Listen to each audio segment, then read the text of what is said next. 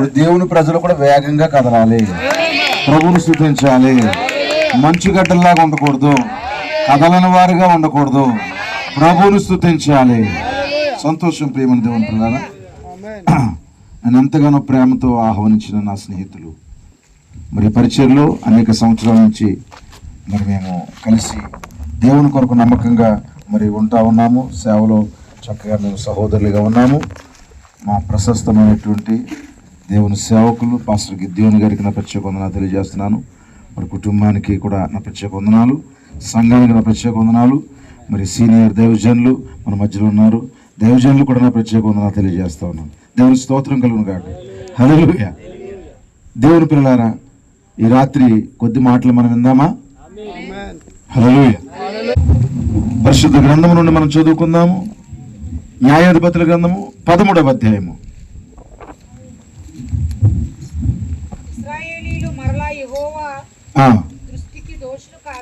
ఇశ్రాయేలీయులు మరలా యెహోవా దృష్టికి దోషులు కాగా యెహోవా 40 సంవత్సరాలు వారిని ఫిలిష్తీయుల చేతికి అప్పగించెను. ఆ కాలమున దాను వంశస్థుడును జొరియా పట్టణస్థుడును మానోహాను ఒకడుండెను. అతని భార్య గొడ్రాలై కానుపు లేక ఉండెను. యెహోవా దూత ఆ స్త్రీకి ప్రత్యక్షమై, ఇదిగో నీవు గొడ్రాలవు, నీకు కానుపు లేకపోయాను, అయితే నీవు గర్భవతివై కుమారుని కందువు. కాబట్టి నువ్వు జాగ్రత్తగా ఉండి ఆ ద్రాక్షారసమే గాని మద్యమునే గాని త్రాగకుండము, అపవిత్రమైన దేనినైనా తినకుండము. నువ్వు గర్భవతివై కుమారుని కందువు. అతని తల మీద మంగళ కత్తి వేయకూడదు. ఆ బిడ్డ గర్భమున పుట్టినది మొదలుకొని దేవునికి నాజీరు చేయబడిన వాడే ఫిలిష్తీయుల చేతిలో నుండి ఇశ్రాయేలును రక్షింప మొదలు పెట్టునని ఆమెతో అనగా, ఆ స్త్రీ ఇప్పుడు మరి దూత కనపడ్డాడు కాబట్టి ఇప్పుడు ఎగస్ట్రాలు చేసేయట్లేదు. నాకు దేవుడు కనపడ్డాడు వెంటనే నేను ఏదో మొదలెట్టేస్తాను అనలేదండి. మీకు అర్థమైందండి? ఇప్పుడు ఏం చేస్తున్నాడు? భర్త యొద్దకు వెళ్తా ఉంది. ఆ స్త్రీ తన పెనిమిటి యొద్దకు వచ్చి, దైవజనుడు ఒకడు నా యొద్దకు వచ్చాను, అతని రూపము దేవదూత రూపం పోలి మీకిలి భీకరముగా ఉండేను. అతడు ఎక్కడి నుండి వచ్చాను నేను ఎరగలేదు. అతడు తన పేరు నాతో చెప్పలేదు, కానీ ఆలకించుము, నీవు గర్భవతి కుమారుని కందువు. కాబట్టి నువ్వు ద్రాక్షారసమునే గాని మద్యమునే గాని త్రాగకుండము, అపవిత్రమైన దేనినైనను తినకుండము. ఆ బిడ్డ గర్భమున పుట్టిన మొదలుకొని చనిపో వరకు దేవునికి నాజీరు చేయబడిన వాడే ఉండునని నాతో చెప్పినాను. అందుకు మానోహ, నా ప్రభువా, నీవు పంపిన దైవజనుడు మరలా మా యొద్దకు వచ్చి పుట్టబోవు ఆ బిడ్డకు మేము ఏమేమి చేయవలను దానిని మాకు నేర్పునట్లు దయచేయమని యెహోవాను వేడుకొనగా, దేవుడు మానోహ ప్రార్థన ఆలకించెను గనుక ఆ స్త్రీ పొలంలో కూర్చుండగా దేవుని దూత ఆమెను దర్శించెను. ఆ సమయమున ఆమె పెనిమిటైన మానోహ ఆమె యొద్ద నుండలేదు గనుక ఆ స్త్రీ త్వరగా పరిగెత్తి, ఆనాడు నా యొద్దకు వచ్చిన పురుషుడు నాకు కనబడనని అతనితో చెప్పాను. అప్పుడు మానోహ లేచి తన భార్య వెంబడి వెళ్ళి ఆ మనిషి వద్దకు వచ్చి, ఈ స్త్రీతో మాట్లాడిన వాడు నీవేనా అని అతను అడుగుగా, అతడు నేనే అనెను. అందుకు మానోహ, కావున నీ మాట నెరవేరినప్పుడు ఆ బిడ్డ ఎట్టి వాడగును, అతడు చేయవలసిన కార్యమేమిటో తెలుపుమని మనవి చేయగా, యెహోవా దూత నేను ఆ స్త్రీతో చెప్పినదంతయు ఆమె చేసుకొనవలెను. ఆమె ద్రాక్షావల్లి నుండి పుట్టినదేది తినకూడదు. ఆమె ద్రాక్షరసమునైనను మద్యమునైనను త్రాగకూడదు. అపవిత్రమైన దేనినైనా తినకూడదు. నేను ఆమెకు ఆజ్ఞాపించినంతయు ఆమె చేయవలనని ఆమె చేయకొనవలని మానవతో చెప్పిన. చాలండి, సమయం ఆదా కొరకు కొన్ని మాటలు చదివాను. ఆ అధ్యాయం అంతా చదవండి, తర్వాత మీరు తర్వాత చదువుకోండి. దేవుడు తన పరిశుద్ధ వాక్యమును మన వినికిడిలో దీవించి ఆశీర్వదించును గాక. చదవబడిన వాక్యమునకు దేవుడే ఆయన తన పరిశుద్ధాత్మను జత చేయను గాక. చిన్న ప్రార్థన మనం కలిగి ఉందాం. పరమ తండ్రి, పరిశుద్ధుడా, కృపగల మా దేవ, ప్రేమగల మా తండ్రి, మీ ఘనమైన ఉన్నతమైన పరిశుద్ధమైన నామానికి స్తోత్రాలు, స్తుతులు, వందనాలు చెల్లిస్తున్నాను. ఇదిగో ప్రభువా, ఈ యొక్క రాత్రి నాయన ఈ యొక్క ప్రాంతమును బట్టి నీకు వందనాలు చెల్లిస్తున్నాను. ఇదిగో ప్రభు, ఇక్కడ సిద్ధపడుతున్న నీ వధువును బట్టి నీకు వందనాలు. ప్రభు, ఇక్కడ నాయన పరిచయం చేస్తున్న నీ దాసుని బట్టి నీకు స్తోత్రాలు చెల్లిస్తున్నాను. ప్రభు, దేవ ఒక ప్రేరణతో ఈ కూడికి ఏర్పాటు చేయబడింది.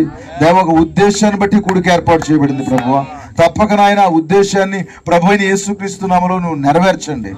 తండ్రి, ఈ కుటుంబం ఎందుకు ఏర్పాటు చేసుకున్నారో, నీ దాసుడు ఎందుకైతే ప్రభు ఈ యొక్క వాక్యమును చెప్పాలని అనుమతించాడో ప్రభు, ఆ నీ సంపూర్ణమైన ఉద్దేశము ప్రభు అయిన యేసుక్రీస్తు నామములో మీరు నెరవేర్చండి. ప్రభు, కొద్దిసేపు ఈ వాతావరణాన్ని నీ స్వాధీనంలో తీసుకోండి. ప్రభు, నువ్వు తీసుకున్నందుకు నీకు వందనాలు చెల్లిస్తున్నాను. బలహీనుని దేవా నన్ను పక్కకు తెప్పించి నీవే రంగం మీదకి వచ్చి మాట్లాడు. నేను బిడ్డలను బలపరచండి, ఉజ్జీవపరచండి, స్వస్థపరచండి. ప్రభు, హృదయ రహస్యాలు బయట పెట్టండి. తండ్రి, సమస్త మహిమ ఘనత ప్రభావాలు మీరే పొందుకోమని కృప చూపించమని ప్రభు అయిన యేసుక్రీస్తు నామములో ప్రార్థించి అడుగుచున్నాము. ఆమేన్, ఆమేన్, ఆమేన్.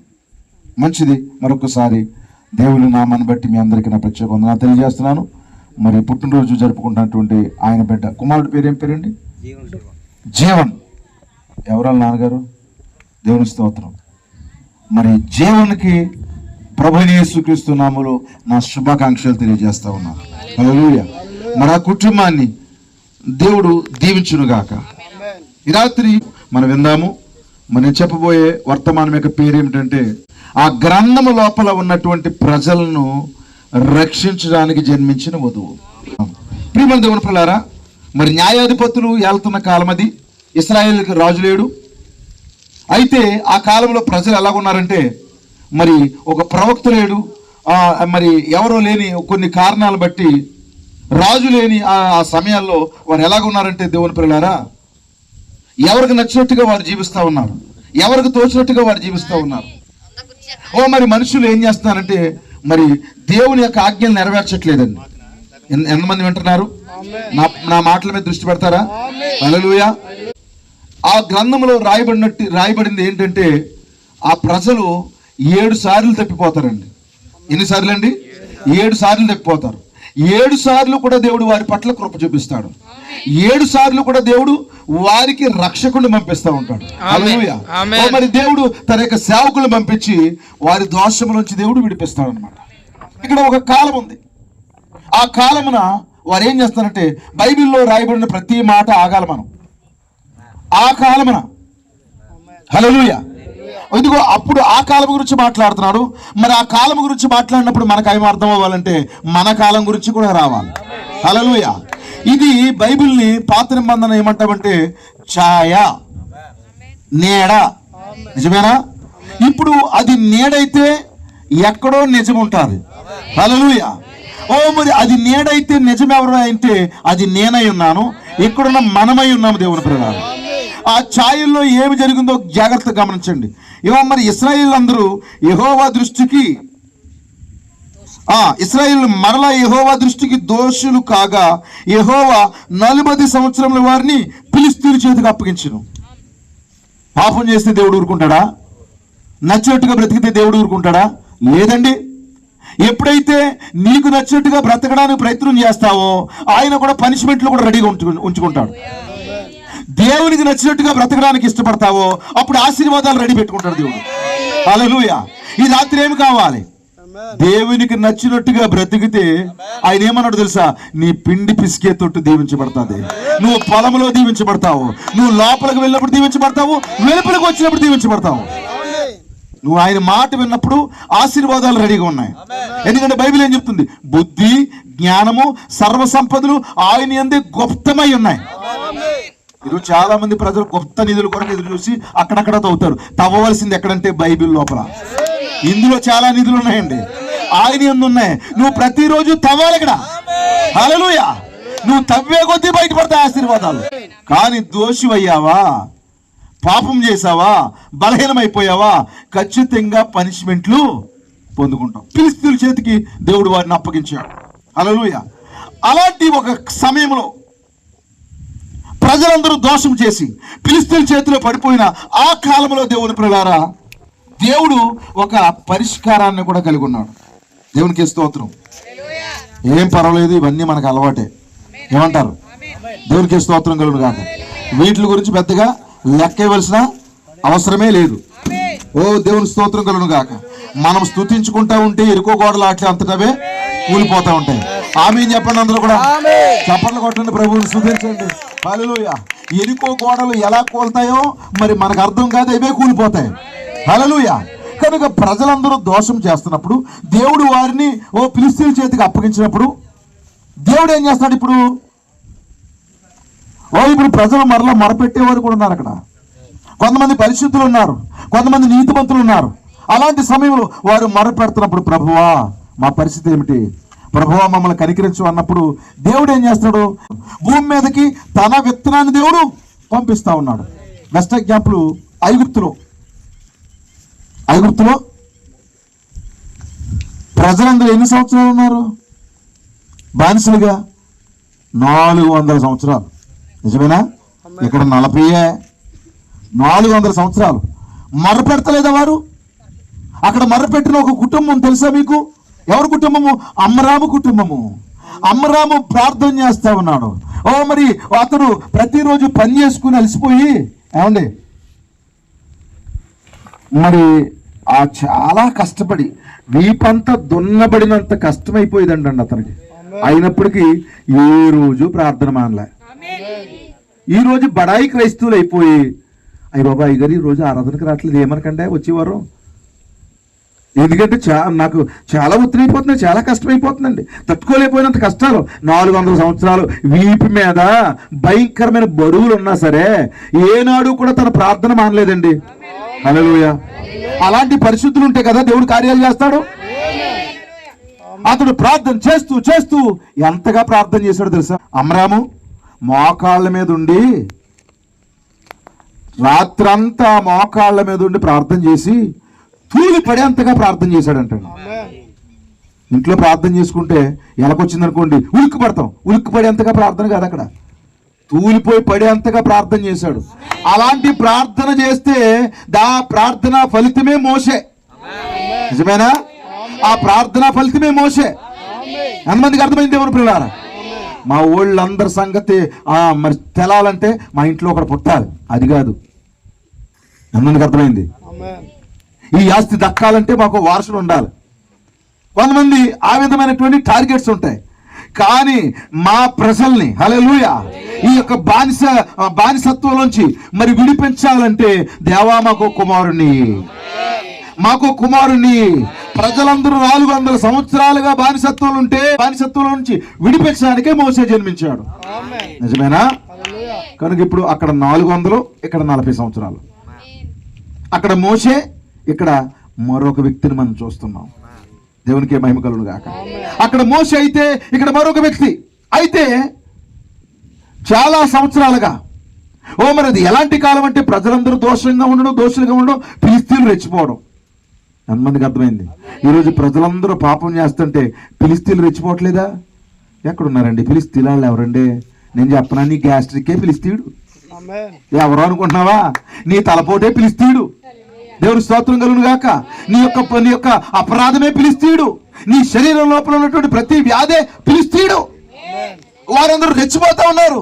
అయితే మరి ఈ వ్యాధులు తొలగించడానికి, ఈ సమస్యలు పోవడానికి ఎవరో రావాలి, ఎవరో జన్మించాలి, ఎవరో మన ఇంట్లో జన్మించాలి. హల్లెలూయా. ఇప్పుడు చాలా కాలంగా పిల్లలు లేరంట. ఆ కుమారుడు జన్మించే విధానం కూడా చాలా గొప్పగా ఉందండి. ఆ కుమారుడు భూమి మీదకి రావడానికి ముందుగా భూమి మీదకి ఒక వ్యక్తి వస్తా ఉన్నాడు. ఎంతమందికి అర్థమైంది? మీరు వినగలుగుతున్నారా? ఏమాత్రం డిస్టర్బ్ అవ్వద్దు. ఎందుకంటే మీకంటే మేమే చాలా ఇబ్బందులు ఉంటాం, అవునా కదా? ఎందుకంటే మరి ఇవన్నీ పట్టించుకోము. సరే, మంచిది. ఒకవేళ ఏదైనా ఏర్పాట్లు చేస్తారేమో సేవకులు, చూద్దాం అవసరమైతే. లేకపోతే ఇది ఎలా జరుగుతూ ఉంటుంది కానీ కూటమైపోతూ ఉంటుంది. దేవుని స్తోత్రం. కానీ ఇప్పుడు ఏం జరుగుతుంది ఇక్కడ? ఈ కుమారుడు భూమి మీదకి రావాలంటే ఒక ఆయన రావాలి ఫస్ట్. సాధారణంగా బెడ్లో మన శక్తి, మన బలం మేము కనేసుకున్నాం అనుకుంటాం. కాదు, అక్కడ దూత ప్రత్యక్షమవుతున్నాడు. ఓ దూత దిగి వచ్చి ఆ పరలోకము నుంచి ఒక గొప్ప వర్తమానం తీసుకొచ్చి ఆ వర్తమానము ద్వారా ఒక బిడ్డ జన్మిస్తాడు మీ ఇంట్లోని. హల్లెలూయా. ఒక అద్భుతమైనటువంటి దర్శన పుత్రుడే ఇప్పుడు జన్మించే పుత్రుడు. హల్లెలూయా. ఒక లేఖనం యొక్క నెరవేర్పే అక్కడ జన్మిస్తున్నటువంటి ఒక కుమారుడు. సాధారణంగా మన ఇళ్లలో బిడ్డలు ఎందుకు జన్మిస్తున్నారో మనకు తెలదు. మాకు పిల్లడు పుడితే కట్నం ఎక్కువ వస్తుంది. మరి ఏమనుకున్నాం? డబ్బుల కోసం, లేకపోతే మమ్మల్ని ఏదో వద్రింతాడు,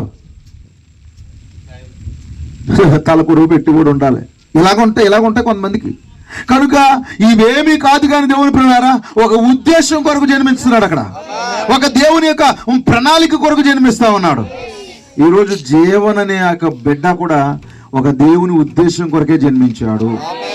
ఆమెను చెప్పగలరా? ఒక దేవుని ఉద్దేశం కొరకే ఆ బిడ్డ జన్మించాడు. ఒక దూత ప్రత్యక్షమయ్యాడు. అయితే ఇక్కడ ఏం జరిగింది? దూత పొలంలో పనిచేస్తున్నటువంటి ఒక సహోదరికి ప్రత్యక్షమయ్యాడు. దూత ఎప్పుడు ఎవరికి ప్రత్యక్షమవుతాడు? స్త్రీకి ప్రత్యక్షమవుతాడు. స్త్రీ దేనికి సదృశ్యం? సంఘానికి సదృశ్యం. హల్లెలూయా. అంటే ఎన్నికలో ఉన్న సంఘానికి దేవుడు తన దూతను పంపిస్తాడని అర్థం. అంతేగాని ఇదిగో బైబిల్లో మరి ఆ స్త్రీకే కనపడ్డాడు, ఆ ఆడవాళ్ళకే కనపడతాడు ఏమనుకున్నారు? నాకు కనపడిపోతున్నాడు దూత. ఈరోజు చాలా మందికి తప్పుడు దర్శనాలు వస్తాయి కానీ కానుకోరాళ్ళు. మీకు అర్థమైందండి? మా ఏరియాలో ఒక ఆవిడికి దర్శనం వచ్చేసింది. ఏమని దర్శనం వచ్చింది తెలుసా? అమ్మా, నువ్వు నా కుమార్తె కదా, బాప్తీసం ఎందుకే అన్నాడంట. దూత వచ్చేయమన్నాడు. చెప్పండి, నీకు బాప్తీసం ఎందుకే అన్నాడంట. అప్పటి నుంచి ఆవిడ బైబిల్ పట్టుకుని బాప్తీసం పొందకపోయినా నేను ఆయన కుమార్తెని, దేవుడే నాకు ప్రత్యక్షమయ్యి బాప్తీసం వద్దన్నాడు. ఆ ప్రత్యక్షమైనవాడు ఎవడో? దెయ్యమది. నమ్మి బాప్తీసం పొందిన వాడు రక్షించబడును, నమ్మని వానికి శిక్ష విధించబడునని ఆయన చెప్తే మళ్ళీ దానికి వ్యతిరేకంగా ఇంకా ఆవిడ ప్రత్యక్షం అవుతాడు. హల్లెలూయా. వాక్యం ఒకలా ఉంటే ఇంకో కళ ఎలా వచ్చేస్తుంది మళ్ళీని. అందరికి అర్థమైంది? సుట్ట తాకూడదురా అని ఉందనుకోండి, తాగొచ్చురా అని మళ్ళీ కాబట్టి చెప్తాడు. దెయ్యం చెప్తుంది. మందు తాగకూడదు, సత్తావరా అని అన్నది బైబిల్. ఎక్కడుంది బాబు? అలాగే రా, చూపిస్తాను. దేవుని స్తోత్రం. తాగుతాను, నా ఇష్టం. నీ ఇష్టం అది మాకేటి. తాగితే తాగు, ఎలా పోతే అలా పో. కానీ చెప్పవలసిన బాధ్యత. నువ్వు మందులు వాడతావా లేదా డాక్టర్కి అనవసరం, చెప్తాడు జాగ్రత్త. అలా వాడమంటాడు కానీ డాక్టర్ గారు నాకు ఇవి వేసుకుంటుంటే ఒళ్ళొప్పి వచ్చేస్తుంది, ఇవి వేసుకుంటే నిద్ర వచ్చేస్తుంది అని వాడతాం మానేస్తారు. ఎవడపోతాడు? దేవుని స్తోత్రం కలుగు గాక. కనుక వాక్యం ఎప్పుడు తేటగానే మాట్లాడుతుంది. ఒక దర్శనం వచ్చింది, ఒక దూత ప్రత్యక్షమయ్యాడు. హల్లెలూయా. ఎందుకు ప్రత్యక్షమయ్యాడు? పుట్టబోవు బిడ్డ ఎట్టివాడో తెలియజేయడానికి. హల్లెలూయా. ఆ పుట్టబోవు బిడ్డ ఎవరో చెప్పడానికి ఒక దూత ప్రత్యక్షమయ్యాడు. మన ఇంట్లో పుట్టిన బిడ్డలో ఎవరో తెలియడానికి ఒక దూత ఉండాలి. నీ కుమారుడు ఎట్టివారు, నీ కుమార్తె ఎట్టివారు, వాళ్ళు ఏమవబోతున్నారు, హల్లెలూయా, వారి భవిష్యత్తును తీర్చిదిద్దే ఒక దూత కావాలి. ఒక బిడ్డ జన్మించడానికి ఎంత పెద్ద ప్రక్రియను దేవుడు ఏర్పాటు చేశాడా? హల్లెలూయా. ఒక మోషే జన్మించడానికి అంత పెద్ద ప్రక్రియను దేవుడు ఏర్పాటు చేశాడా? ఒక సంసోను జన్మించడానికి ఇంత పెద్ద ప్రక్రియను దేవుడు ఏర్పాటు చేశాడా? అయితే మీ గృహాల్లో పుట్టిన బిడ్డల విషయంలో కూడా పరలోకములో ఏదో ప్రణాళిక ఉన్నది. నేను కొట్టేసుకుంటానని ఈపు పగల కొట్టేయడానికో, నీ ఆశలు తీర్చుకోవడానికో, ఆ పిల్లల లోపల నీ కోరికలు నెరవేర్చుకోవడానికో, నువ్వు వస్తువులు తీసేసి నీ పిల్లలకు ధరింపజేయడానికో చెప్పండి. ఇందుకు కాదు దేవుడే నీకు బిడ్డలు ఇస్తా, నేను వదిలేశానండి, తీసేశానండి, మా అమ్మాయికి ఇచ్చేసానండి అంటే నువ్వు పరలోకి వెళ్ళిపోవాలి, మీ అమ్మాయి నరకానికి పోవాలి. కొంతమంది ఇలాగో కూడా చెప్తా ఉంటారు అనమాట. కనుక ఒక స్త్రీకి ప్రత్యక్షమయ్యాడు. చదువుతామండి. ఆ కాలమున దాను వంశస్థుడు జొరియా పట్టణస్థుడు మానోహాను ఒకడు, నేను మానోహాను ముందు పెడుతున్నాడు అక్కడ. హల్లెలూయా. అతని భార్య గొడ్రాలై కానుపు లేకుండెను. ఆ స్త్రీకి ప్రత్యక్షమై ఇదిగో నీవు గొడ్రాలవు, అయితే నువ్వు గర్భవతివై కుమారుని కందు, కాబట్టి ఏమన్నా నువ్వు జాగ్రత్తగా ఉండు. ద్రాక్షరసం గాని మద్యమునే గాని త్రాగకుండము, అపవిత్రమైనది ఏది కూడా తినొద్దు. నువ్వు గర్భవతివై కుమారుని కందు, అతని తల మీద ఏం వేయకూడదంట? మంగళ కత్తి వేసి కత్తిరించకూడదు. దేవునికి నాజీరు చేయబడిన వాడే ఫిలిష్తీయుల చేతిలో నుండి దేవునికి మహిమ కలుగునుగాక. ఇదండి ఒక దూత ప్రత్యక్షమయ్యి ఒక స్త్రీకి చెప్తున్న విషయాలు. ఈ రోజు కూడా ఒక దూత ప్రత్యక్షమయ్యాడు. అందరికి అర్థమైంది. మన కాలంలో ప్రకటన 10:7 ప్రకారముగా ఒక దూత ప్రత్యక్షమయ్యాడు. ఎవరికి? ఆయన ఎన్నికలు ఉన్న సంఘానికి ఆ స్త్రీకి ప్రత్యక్షమయ్యాడు. ప్రత్యక్షమై ఏం చెప్తున్నాడు? ఇంతవరకు నువ్వు గొడ్రాలివి. హల్లెలూయా. ఈ కాలం వరకు గొడ్రాలితనంగా ఉంది సంఘం. అయితే ఇప్పుడు ఫలించే కాలం వచ్చింది. ఇప్పుడు బిడ్డలు జన్మించే కాలం వచ్చింది. తిరిగి జన్మించే బిడ్డలు వచ్చే కాలం ఇదే. హల్లెలూయా. దేవుని ప్రణాళికలో గ్రంథము లోపల ఉన్న బిడ్డలు వచ్చే కాలం ఇది. అంతవరకు చాలా మంది బిడ్డలు పుట్టారు. లోదర కాలంలో పుట్టారు, వెస్లీ కాలంలో పుట్టారు, పెంతెకొస్తు కాలంలో పుట్టారు. ఎవరి గురించి మాట్లాడలేదు. ఈ కాలంలో పుట్టిన బిడ్డల గురించి మాట్లాడుతున్నారు. ఆ కాలమున అక్కడ ఏం రాయబడింది చెప్పండి? ఆ కాలమున. అది ఈ కాలమే. అక్కడ ఒక దూత ప్రత్యక్షమైతే మన కాలంలో 7వ దూత ప్రత్యక్షమయ్యాడు. అక్కడ స్త్రీకి ప్రత్యక్షమైతే ఇక్కడ సంఘానికి ప్రత్యక్షమయ్యాడు. ఆమె చెప్పగలరా? నా భాష అర్థమవుతుంది అనుకుంటున్నాను. అయితే ప్రత్యక్షమైన దూత బెట్టనిచ్చేస్తానని చెప్పట్లేదండి. కొన్ని జాగ్రత్తలు చెప్తున్నాడు. సిస్టర్, నువ్వు ద్రాక్షరసము తాగొద్దు, మద్యము తాగొద్దు అంటున్నాడు. రెండోది, ఆ బిడ్డ యొక్క తలపైన మంగళ కత్తి వేయద్దు అన్నాడు. ఇక్కడ కొన్ని మాటలు చెప్పాలనుకుంటున్నాను. హల్లెలూయా. ఏమి వేయద్దన్నాడు చెప్పండి? మంగళ కత్తి వేయద్దు అన్నాడు. అంటే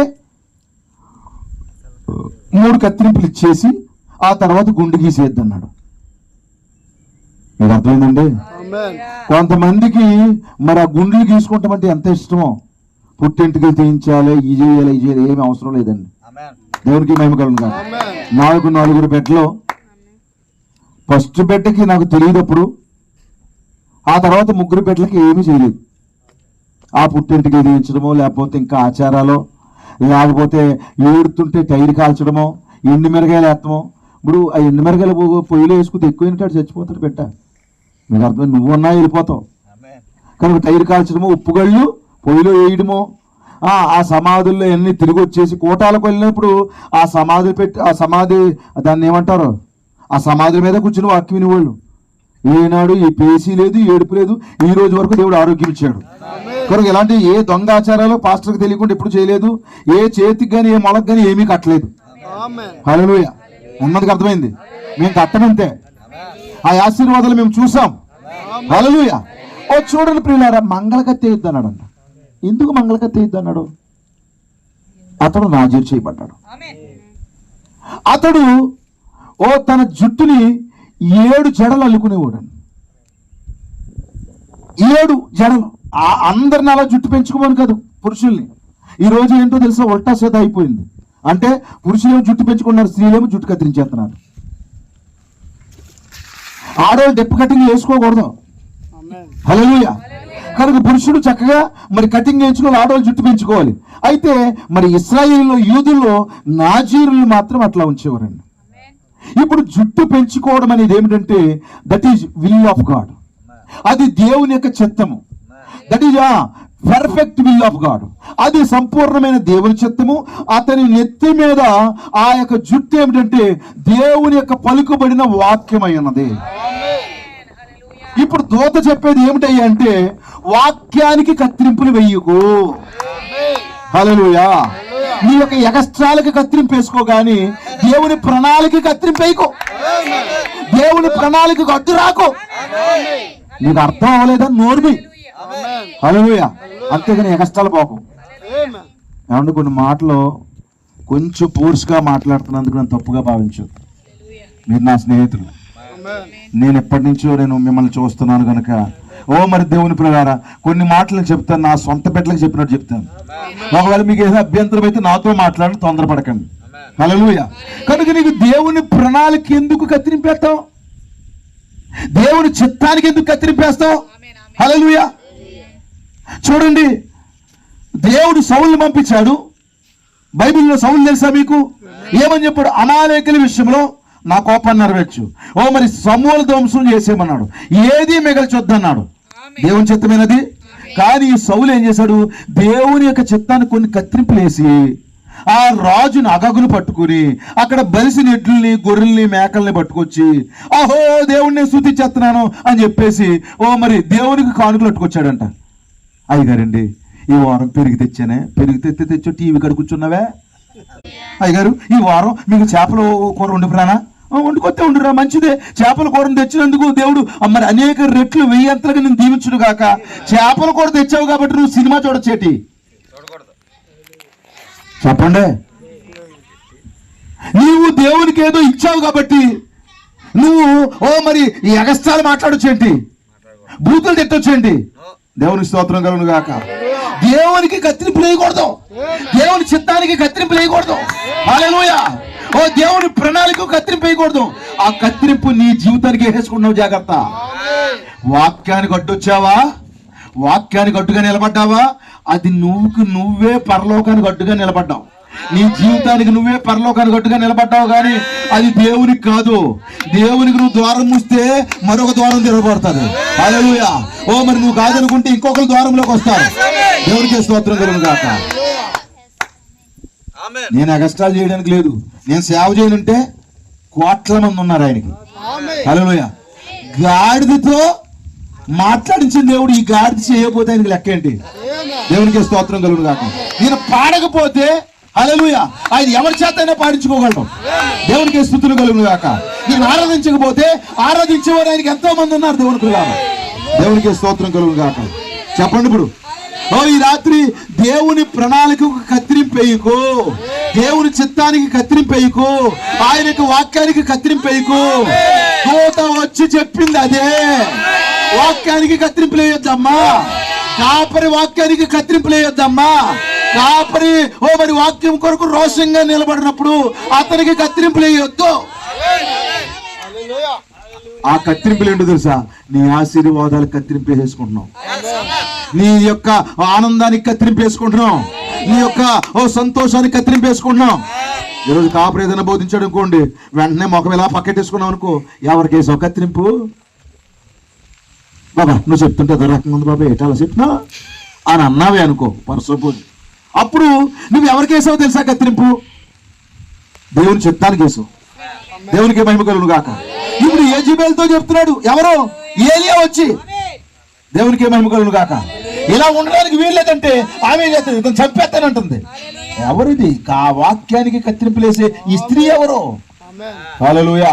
వాక్యానికి కత్తిరింపులేసే సంఘాలు ఎక్కడివే? ఈ రాత్రి దేవుని పిల్లలారా, ఖచ్చితంగా దేవుని యొక్క సంపూర్ణమైన చిత్తానికి కత్తిరింపులు వద్దండి. నిత్యముగా ఆ దూత చెప్తున్నాడు. ఈ రోజు కూడా బైబిల్ ఏం చెప్తుంది? వాక్యం నుంచి సొన్నైనా పొల్లైనా తీసేద్దంటే కత్తిరింపేయకు. చాలా ఉత్సాహంగా ఉన్నది నా లోపల. అనేక సంగతులు ఇందులోంచి నేను తీసుకోవాలనుకున్నాను. దేవుడు అనుమతిస్తే, దేవుడు చెప్పనిస్తే దేవుని పిల్లలారా, మరి ఆయన సంపూర్ణమైన చిత్తములో ఈ 2 మాటలే చాలు అనుకుంటే ముగించేసుకుందాం, పర్వాలేదు. ఈ 2 మాటలు చాలు. హల్లెలూయా. మరి ఆయన ఇంకా అనుమతిస్తే కొన్ని మాటలు దేవుడే మీకు ఇస్తారు. హల్లెలూయా. సౌలు దేవుని యొక్క చిత్తాన్ని కత్తిరింపేసి మరి ఆయనకు నచ్చి ఏదో తీసుకొస్తున్నాడు. మా నాయన ఆయన ఏమంటాడు? వాక్యం నెరవేరిస్తే సంతోషపడినట్లు ఒకడు బలులు అర్పించడం వల్ల దేవుడు సంతోషిస్తాడా? యావయ్యా సౌలా ఇంత పని చేసావా అన్నాడు. విడిచిపెట్టేశాడు దేవుడు. ఇక్కడ యెజబెలు చాలా చేసేస్తుంది, కానీ ఏం చేస్తుంది? దేవుని యొక్క చిత్తానికి కత్తిరింపులు వేస్తా ఉంది. బైబిల్లో బాప్తిస్మ ఇచ్చే యోహాను ఉన్నాడండి, చాలా పవర్ఫుల్ బోధకుడు అండి. అలాంటి బోధకుడు కనుక మన ఏరియాలకు వచ్చారనుకోండి, రానివ్వరు, వినరు. బోధ ఎల్లప్పుడు ఎలా ఉండాలి చెప్పండి? ఒకటి జోలికి వెళ్ళకూడదు. మరి ఏం చెప్పాలి? ప్రియమైన సహోదరి సహోదరుడు అంటే ఏదో నోరు తిరగనట్టు, నాలుగు మందం అయిపోయినట్టు, కొన్ని మాటలు మెల్లిగా చెప్పి ఎవ్వరికి నొప్పించకుండా, తానవ్వక నొప్పించక తప్పించుకు తిరుగువాడు అన్నట్టు ధన్యుడంట. తాను అవ్వకూడదంట, ఇతరులు నొప్పించకూడదంట, అప్పుడు తప్పించుకుని తిరిగేవాడు ధన్యుడు. ఇక్కడ బైబిల్ అలా కుదరదు. బైబిల్ కొంచెం నొప్పిస్తుంది, బైబిల్ కొంచెం ఒత్తిడి తీసుకొస్తుంది. ఏం తీసుకొచ్చినా పరలోకం తీసుకెళ్తాను. ఏది కావాలి? బాప్తిస్మ ఇచ్చే యోహాను ప్రసంగం మొదలు పెట్టాడంటండి. పెద్ద కూటం పెట్టారంట, రాజుగారి ఇంట్లో కూటం. ఎలా ఉంటుంది చెప్పండి? ఇక్కడ నాకు ఈ వాతావరణం చూసినప్పుడు ఆ పశువుల పాక వాతావరణం వచ్చేసింది. దేవుడైతే దిగొచ్చాడు అనిపించిందండి. వచ్చినప్పుడు సేవకుడితో అదే మాట్లాడాను, ఆ సహోదరు సేవకుడితో మాట్లాడుతున్నాను. ఇక పశువుల పాక దేవుడి దిగి వస్తారు ఇక్కడికి. హల్లెలూయా. మరి ఇలాంటి ప్రజలే దేవునికి ఇష్టమండి. ఇలాంటి స్థలాల్లో గిన్నెడు నీళ్ళు చూసేవాళ్ళండి. ఇలాంటి ప్రజల మధ్య నేను చాలా సంతోషపడుతున్నాను. దేవుడు మిమ్మల్ని దీవించును కాకమ్మా. ఇక్కడ పెద్ద కూటం జరిగిందంట. బాప్తిస్మ ఇచ్చే యోహాను గారు దేవునాత్మ అప్పుడే దర్శించేసింది.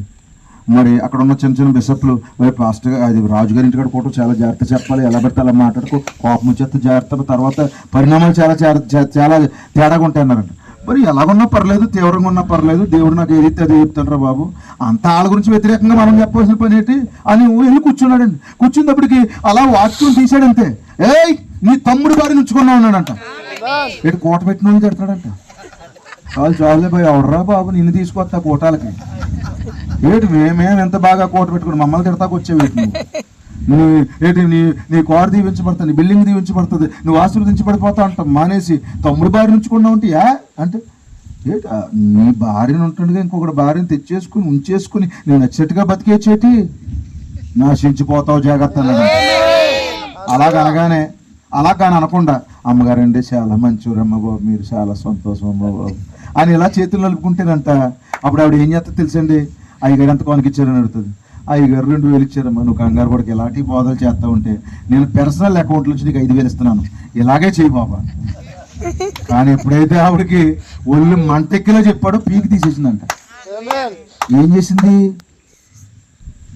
పేకను కత్తిరించింది, వాక్యాన్ని కత్తిరించింది.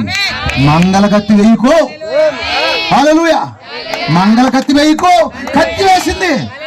కత్తి వేసినందుకు ఈ రోజు పాతాళములో ఉంది, పాతాళములో ఉంది, అట్టడుగు భాగాలు ఉంది. దేవునికి మహిమ కలుగును గాక. ఎవరో కూడా వాక్యానికి కత్తిరింపు వేయడానికి వీల్లేదు.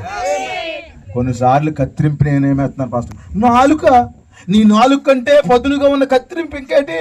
అంతకంటే పదునైన కత్తి అది. హల్లెలూయా. మరి ఆరో సంఘకాలపు దూత, ఆయన పేరు జాన్ వెస్లీ, ఆయన వాక్యం చెప్తున్నంటే ఒక ఆవిడ అలాగే చూసిందంట. అలాగే 3 గంటల వాక్యం చెప్తే అలాగే చూసానదంట.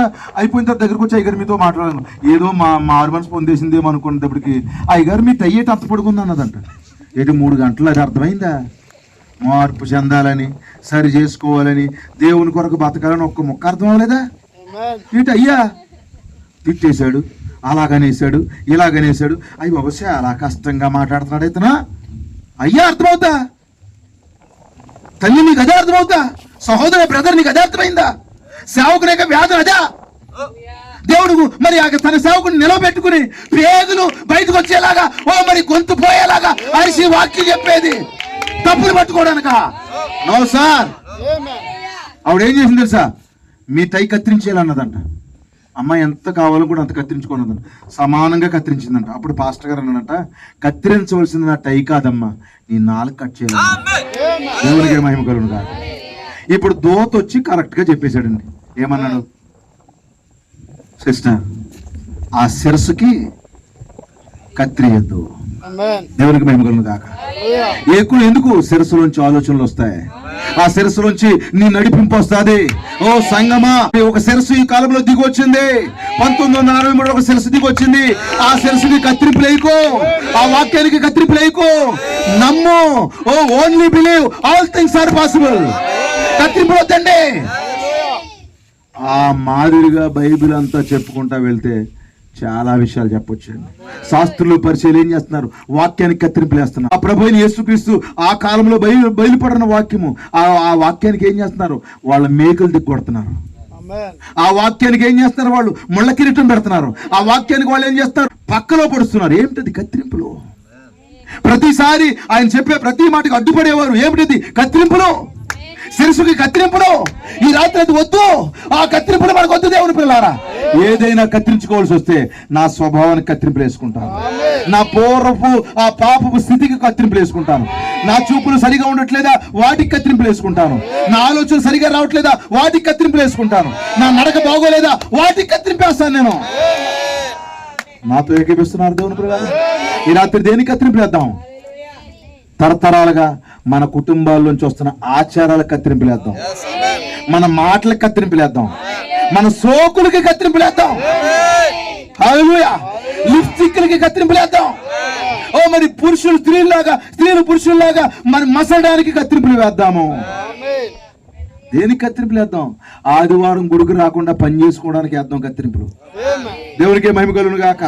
ఓ దేవుని సన్నిధిలో ఉండి సంతోషించి ఆయనతో సంభాషించకుండా మరి లోకములో అనేకమైన ఒత్తిళ్ళు ఎట్టేసుకుని అలా బతుకుతున్న ఆ జీవితానికి కత్తిరింపులేద్దాం. దోతొచ్చి మాత్రమే ఉన్నాడు, సిస్టర్ కత్తిరింపొద్దు. సంఘానికి చెప్తున్నాడు.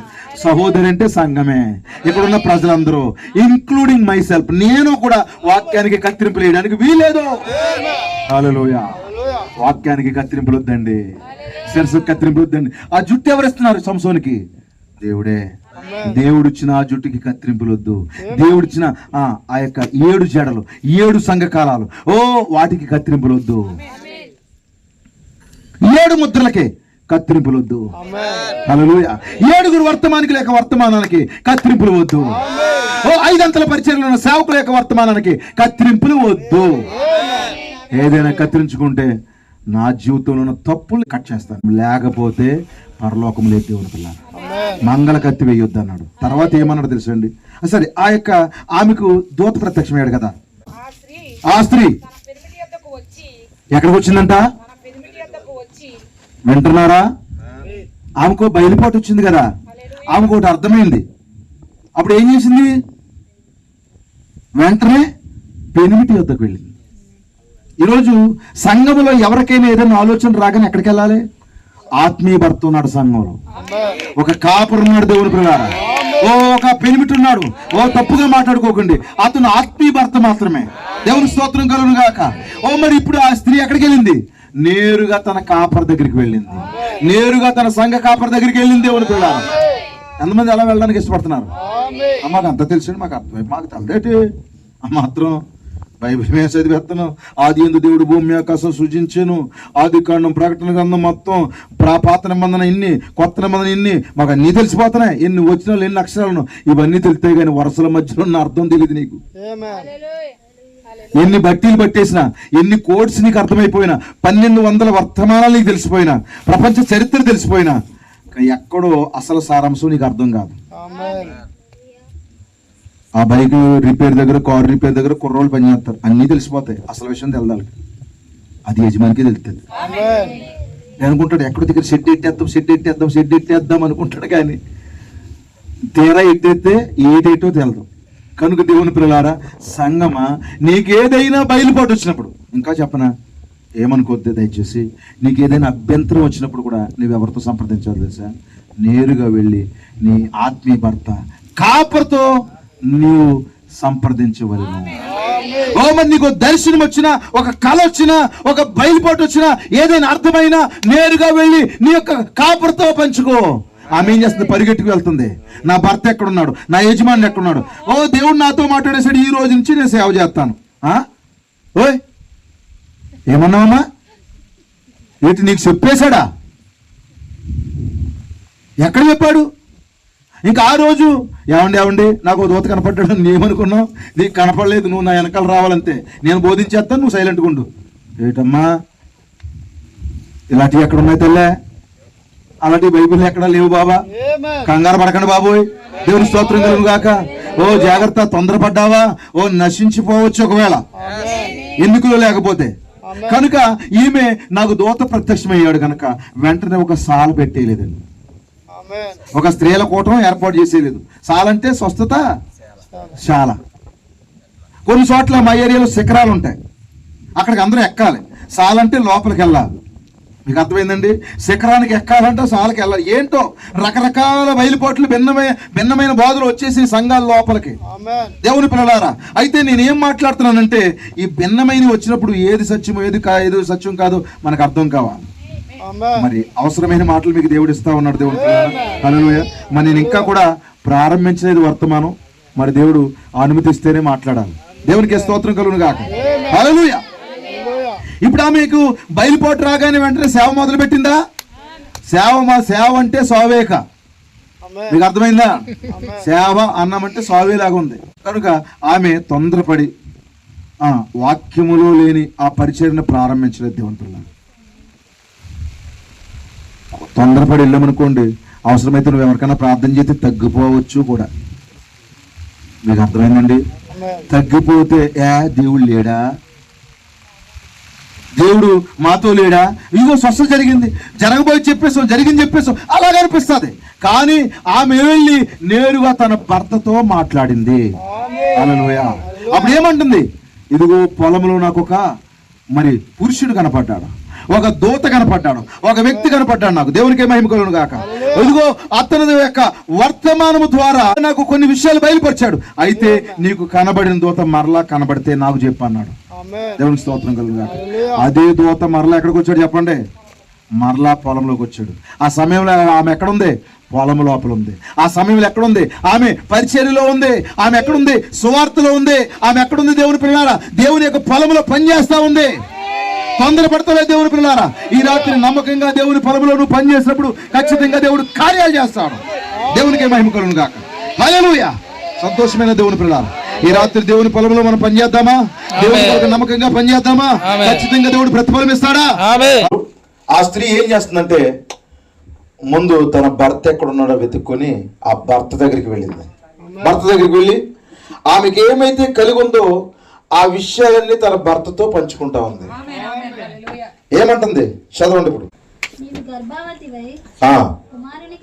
కుమారుని కందువు, అతని తల మీద మంగళకత్తి వేయకూడదు, ఆ బిడ్డ గర్భమున పుట్టింది మొదలుకొని అవును చేతిలో నుండి ఇశ్రాయేలీయులను రక్షింప మొదలుపెట్టునని ఆమెతో అనగా ఆ స్త్రీ తన పెనిమిటి ఎద్దుకు వచ్చి దైవజనుడు ఒకడు నా ఎద్దుకు వచ్చాను, అతని రూపము దేవదూతల రూపమును పోలింది, మిక్కిలి భీకరంగా ఉండెను. అతడు ఎక్కడి నుంచి వచ్చాను నేను అడగలేదు. అతడు తన పేరు నాతో చెప్పలేదు. నువ్వు గర్భవతి కుమారుని కందు కాబట్టి ద్రాక్షరసమునే గాని మద్యమునే గాని త్రాగకుండము, అపవిత్రమైనది ఏది కూడా తినకుండము. అవును, చనిపో వరకు ఉండునని ఈ విషయాలను తన భర్తతో పంచుకుందండి. ఈరోజు సంఘానికి ఎలాంటి బయలుపాటు వచ్చినా, ఎలాంటి అభ్యంతరం వచ్చినా, ఎలాంటి తొందర ఉన్నా నేరుగా నీ భర్త, నీ కాపరి అతనితో పంచుకో. హల్లెలూయా. ఇప్పుడు ఏం చేయకూడదంట? ఆమె ఏదో తాగకూడదంట, ఏదో తినకూడదంట. ఇంగ్లీష్ ఏముందంటే అన్క్లీన్ థింగ్స్. సంఘము తినకూడని కొన్ని సంగతులు ఉంటాయండి. హల్లెలూయా. మీకు అర్థమైందండి? మేము అండి విగ్రహాలు పెళ్ళికి వెళ్ళిపోయామండి, కానండి అక్కడికి వెళ్ళి తినలేదండి, మనం సెపరేట్గా తిన్నాం. ఇప్పుడు విషయాన్ని తెచ్చుకున్నారండి, అందరి దగ్గర కాకుండా ఒంటరిగా వెళ్తే తాగారు. ఏమైంది? అందరితో తాగితే ఎక్కడైనా స్వామి. కనుక కొన్నిసార్లు సంఘం ఏం చేస్తుందంటే అన్క్లీన్ థింగ్స్ చేస్తూ ఉంటుంది. హల్లెలూయా. అపవిత్రమైన కొన్ని కార్యాలు చేస్తూ ఉంటారు. సంఘం ఏం చేస్తుందో తెలుసండి, పొద్దున్నే లేచినప్పుడు అయ్యో పిల్లి ఎదురు వచ్చింది, రోజు ఏమైపోతుందో. మరి ఎవరిని ఎదురొస్తే మళ్ళీ వెళ్ళరు. మళ్ళీ కొన్నిసార్లు మంగళవారం శుక్రవారం కత్తిరింపులు ఉండవు. రకరకాల ఆచారాలండి. ఒక్కొక్క నువ్వు పుట్టినటువంటి ఆ కుటుంబాన్ని బట్టి, ఆ కులాన్ని బట్టి, మతాన్ని బట్టి ప్రజలకి ఏమున్నాయి చెప్పండి, ఈరోజు ఆచారాలు ఉన్నాయండి. ఈరోజు సంఘం ఏం చేయకూడదంట, అపవిత్రమైనది ఏది కూడా తినకూడదు. ఈరోజు అపవిత్రమైనది తినకూడదంటే మొట్టమొదటి ప్లేస్ దేనికి ఎత్తారు చెప్పండి? ఏమి పెడతావు అక్కడ? అపవిత్రమైన కార్యాలు తినకూడదంటే పొద్దున్నే లేవగానే వాట్సాప్ చెప్పండి, పొద్దున్నే లేవగానే సెల్ ఫోన్ మొఖం చూడటమే, ఏం మాట్లాడతలేదు. అపవిత్రమైన కార్యాలు తినమంటే రాత్రి 12 అయ్యేదాకా రీల్స్ చూడటమే అపవిత్రమైన కార్యాలు తినమంటే. ఎంతమందికి అర్థమైంది? సెల్ ఫోనే చాలా కుటుంబ సభ్యుడు, బంధువుడు అన్నట్టుగా, మరి చాలా పక్కలో వేసుకుని చంటి పిల్లని చూసినట్టుగా అత్తర్బతంగా ఆ సెల్ ఫోన్ చూడటమే అన్క్లీన్ థింగ్స్ చూడటం, తినడం. సంఘానికి వచ్చి చాలా మంది ఇంకా బూతులు మాట్లాడుతూ ఉంటారు. సంఘానికి వచ్చి చాలా మంది ఇంకా మూవీలు చూస్తూ ఉంటారు. సంఘానికి వచ్చి ఇంకా మరి రకరకాల గొడవలు. హల్లెలూయా. సంఘానికి వచ్చి భార్య భర్తల మధ్యలో తగాదులు. వింటున్నారా దేవుని పిల్లలారా? ఇవన్నీ అన్క్లీన్ థింగ్స్ ఉండకూడదు. నీకు అపవిత్రమైన కార్యాలు ఉండకూడదు, నువ్వు తినకూడదు. ఎందుకంటే హల్లెలూయా, ఇక్కడ బిడ్డకి తల్లికి కనెక్షన్ ఉందండి. ఆ అమ్మాయి పేరు ఏం పేరు? జ్యోతి. జ్యోతి గర్భవతి అయిన తర్వాత అంతకుముందు తినేసినవన్నీ ఎలా పడితే అలాగా తినేయకూడదు. తినొచ్చండి. ఎందుకంటే డాక్టర్ చెప్తాడు, ఆ బిడ్డకి ఏదైనా బాగాలేదనుకుంటే ఏం తిన్నావమ్మా. ఎందుకంటే బిడ్డకే తల్లికి కనెక్షన్ అండి. ఎంతమందికి అర్థమైంది? కనుక ఈరోజు చాలా మంది తల్లులు, చాలా మంది తల్లిదండ్రులు బిడ్డలను పెంచే విధానం తెలియట్లేదండి. కొట్టేస్తారంతే, మాట్లాడకపోతే బాధేయడమే బాధేయడు. మరి లేకపోతే ఇంకా ఏదేదో వారి పట్ల మరి అమానుష్యంగా, నిరంకుశంగా వాళ్ళని చూడటం దేవుని ప్రణాళిక. కానీ దేవుని ప్రణాళిక ఏంటి, దేవుని చిత్తం ఏంటి చాలా మందికి అర్థం కాదు. ఇదిగో నీ బిడ్డ బాగా బతకాలంటే నువ్వు మంచివి తినాలే. అమ్మ పుట్టే బిడ్డ కోసమంట ఈవిడి పచ్చులు చేయవలసి వస్తుంది ఏంటండి చెప్పండి? సంఘానికి అర్థమవుతుందా? ఈరోజు చంటి బిడ్డలు ఉన్న వాళ్ళందరూ జాగ్రత్తగా అర్థం చేసుకోండి. ఈవిడికి కుటుంబ ప్రార్థన ఉందనుకోండి, ఆడు చేస్తాడు. చెప్పండి. పొద్దున్నే లేవగానే భర్త బైబిల్ చదువుతున్నాడు అనుకోండి, మరి కూతురు చదువుతుంది, తల్లి చదివితే పిల్ల చదువుతుంది. తల్లికి ఏమో మొబైల్, పిల్లకే మొబైలే. ఏమంటారు? కనుక మరి పిల్ల పేరున ఒక 500 లేకపోతే 1000 బ్యాంకులో అకౌంట్ లో డబ్బులు వేయకపోయినా ఒక మొబైల్ మాత్రం కొనిచ్చేస్తున్నారు ఈరోజు. కానీ మానోహో భార్యతో ఏం చెప్తారు తెలుసా? నీ బిడ్డ నాజీరు గనక నువ్వు ద్రాక్ష రసంలో తాకూడదు, మద్యమును తాకూడదు, ఇంకా ఏమన్నాడు మరి మురికి సంగతులు తినకూడదు. అపవిత్రమైనది ఇది కూడా తినకూడదు. కనుక అపవిత్రమైన మాటలు తిట్టేస్తున్నాం అనుకోండి మనం ఇంట్లోని, అవే నేర్చుకుంటాడు. హృదయములో తలంపులన్నీ తెలిసిన నా యేసయ్యా. అదో పాటతో స్టార్ట్ చేసాం అనుకో ఉదయం. ఎంత అద్భుతమైన కృపా,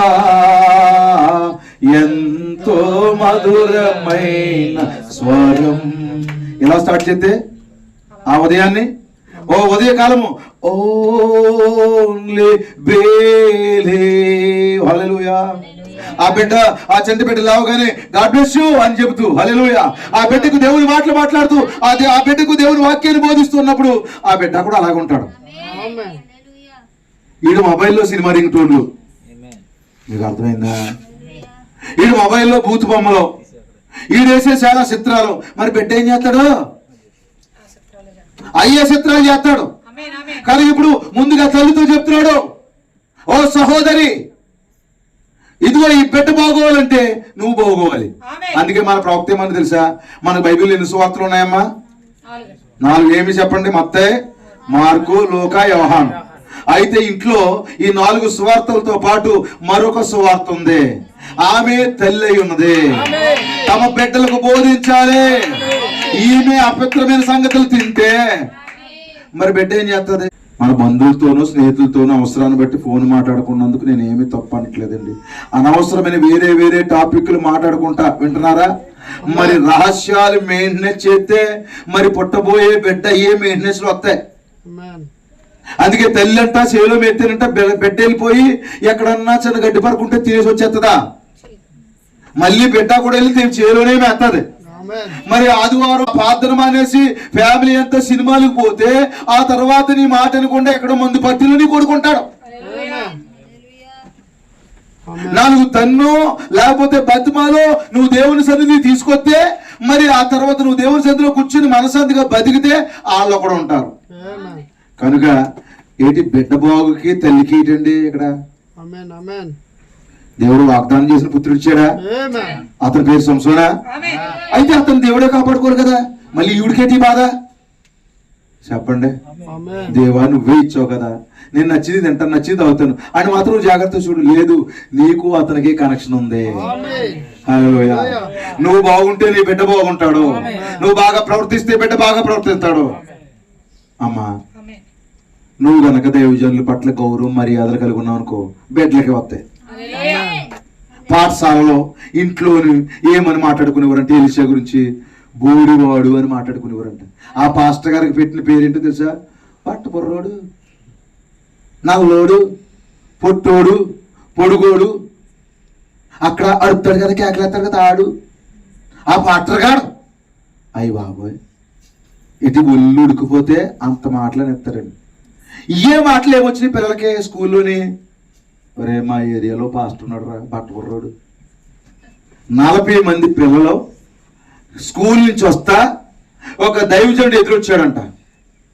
ఏమి నేర్పించావు పిల్లలకి? ఏమి నేర్పించాలి? హల్లెలూయా. ఓ ప్రైజ్ లార్డ్ చెప్పడం నేర్పించాలి, గాడ్ బ్లెస్ యు చెప్పడం నేర్పించాలి, వందనాలు చెప్పడం నేర్పించాలి, పెద్దల గౌరవం నేర్పించాలి. ఇది ఎవరు తల్లి నేర్పించాలి, ఆ కాపరి తండ్రి నేర్పించాలి. కానీ వాళ్ళు ఏం మాట్లాడుకున్నారు? వేటకారాలు మాట్లాడుకున్నారు. పిల్లలు అదే మాట్లాడుతూ మొదలెట్టారంటే వేటకారాలు. ఆ దైవజనుడు వస్తుంటే, ఆ దేశానికే దేవుడు పంపించిన ప్రవక్త వస్తుంటే బోడివాడా బోడివాడు అన్నాడంట. వెంటనే అతనికి ఏం చేశాడు చెప్పండి? మరి 2 ఎలుగుబంట్లు రప్పించాడంట. రప్పించి మరి కలుగులు కాకుండా వచ్చేసినాయి అక్కడికి. అడవి నుంచి వెలుగుబంట్లు వచ్చేసి ఏమైనా ఆ 40 మంది పిల్లలు తినేసినాయి. దీనికి బాధ్యులు ఎవరు? తల్లిదండ్రులు. నువ్వు దేవుని యొక్క సేవకుల్ని గౌరవించడం నేర్పించాలి, వారికి పరిచర్య చేయడం నేర్పించాలి, వారితో చక్కగా వ్యవహరించడం నేర్పించాలి. నేను సంతోషపడుతున్నాను, ఆనందపడుతున్నాను. ఆ చంటి బిడ్డ జీవన కూడా మరి దేవుని సేవకులు గౌరవించినట్లుగా నేర్పించబడతాడని, అతను కూడా దేవుని కొరకు నమ్మకంగా నిలబడతాడని, అతను కూడా దేవుని కుమారుడిగా పెంచబడతాడని నేను నమ్ముతున్నాను. ఒకవేళ మీకు పిల్లలు ఉంటున్నారు, పెద్దవారైనా ఒకవేళ తప్పిపోతండి, చెప్పండి దైవజనులతో ఈ విధంగా వ్యవహరించాలి నాయన, దైవజనులతో ఈ విధంగా వ్యవహరించాలి తల్లి అని చెప్పండి దేవుని పిల్లలు. ఒక అమ్మాయి అంట ఆ సంఘానికి వెళ్ళి ఆ పాస్టర్ గారు గట్టిగా బోధించాడంట. ఆ సంఘానికి వెళ్ళి చాలా గట్టిగా బోధించాడంట. మారాపోతే దేవుడు ఊరుకోడన్నాడంట. అప్పుడు ఆవిడ అన్నదంట, ఇలాంటి పాత్రను మళ్ళా మన సంఘానికి పిలవద్దు అన్నదంట. ఆ అమ్మాయికి అంత తుడుకొచ్చేసిందంటే, అంత తుడుకొచ్చేసి ఇలాంటి పాస్టర్ని పిలవద్దంటే. ఆ తర్వాత కాలంలో అమెరికా దేశంలో జరిగిన రియల్ స్టోరీ అండి. ఆ తర్వాత కాలంలో ఆ అమ్మాయి ఏమైంది తెలుసండి? తాగుబోతు అయిపోయింది, తిరుగుబోతు అయిపోయిందండి. సిగరెట్లు పడుతుంది, ఈ జేబులో బ్యాన్ తీసేస్తా, ఈ జేబులో మందు, మరి పై జేబులో మందు, ఇవన్నీ పెట్టుకుని విలియం బ్రెన్నమ్మ గారు వస్తుంటే, అల్లో పాస్టర్ అన్నదంట. ఎవరమ్మా నువ్వు? పలానా వ్యక్తిని. ఏంటి? నువ్వు మా సంఘానికి వచ్చినప్పుడు కోపడ్డాను, చెప్తుంటే కొద్దిగా ఎక్కడో బాధ వచ్చి వద్దా ఎలాంటి పాస్టర్ అన్నాను. ఆ తర్వాత బానిస అయిపోయిన వ్యసనాలకి ఇప్పుడు విడిపించుకోవాలనుకున్నా కానీ విడిపించుకునే అవకాశం నాకు లేదు. నేను విడిపించుకోలేకపోతున్నాను. ఆ రోజు నీ మాట వినలేదు. హల్లెలూయా. సేవకుల పట్ల మరి సరిగా ప్రవర్తించలేనప్పుడు ఒక్కటి పీకడం తప్పేమి కాదంటాను. మరి వారి కోసం చక్కగా గౌరవంగా నేర్పించడం తప్పేమి కాదంటాను దేవుని పిల్లలు. కనుక ఇదిగో నీ కుమారుడు బాగోవాలంటే నువ్వు ఏది పడితే తినకమ్మా. రీల్స్ చూడమే కాదు, రీల్సే చేసేస్తున్నారు ఆడవాళ్ళు. నిజమేనా? వీళ్ళ వాయిస్ కాదు, వీళ్ళే పాడేస్తారు పాట. అంతో ఒక ఆగరా. ఇంకా వీళ్ళ మాటలు కాదు, వాళ్ళే అందులో మాటలు వీళ్ళు మాట్లాడుతారు, పెద్దోళ్ళు కలుపుతూ ఉంటారు, అంతే. రీల్ చేస్తారు, వదిలేస్తారు. ఎన్ని వ్యూస్ వచ్చి ఎన్ని లైకులు వచ్చినాయి, పరలోకంలో డిస్లైకులు వచ్చినాయి,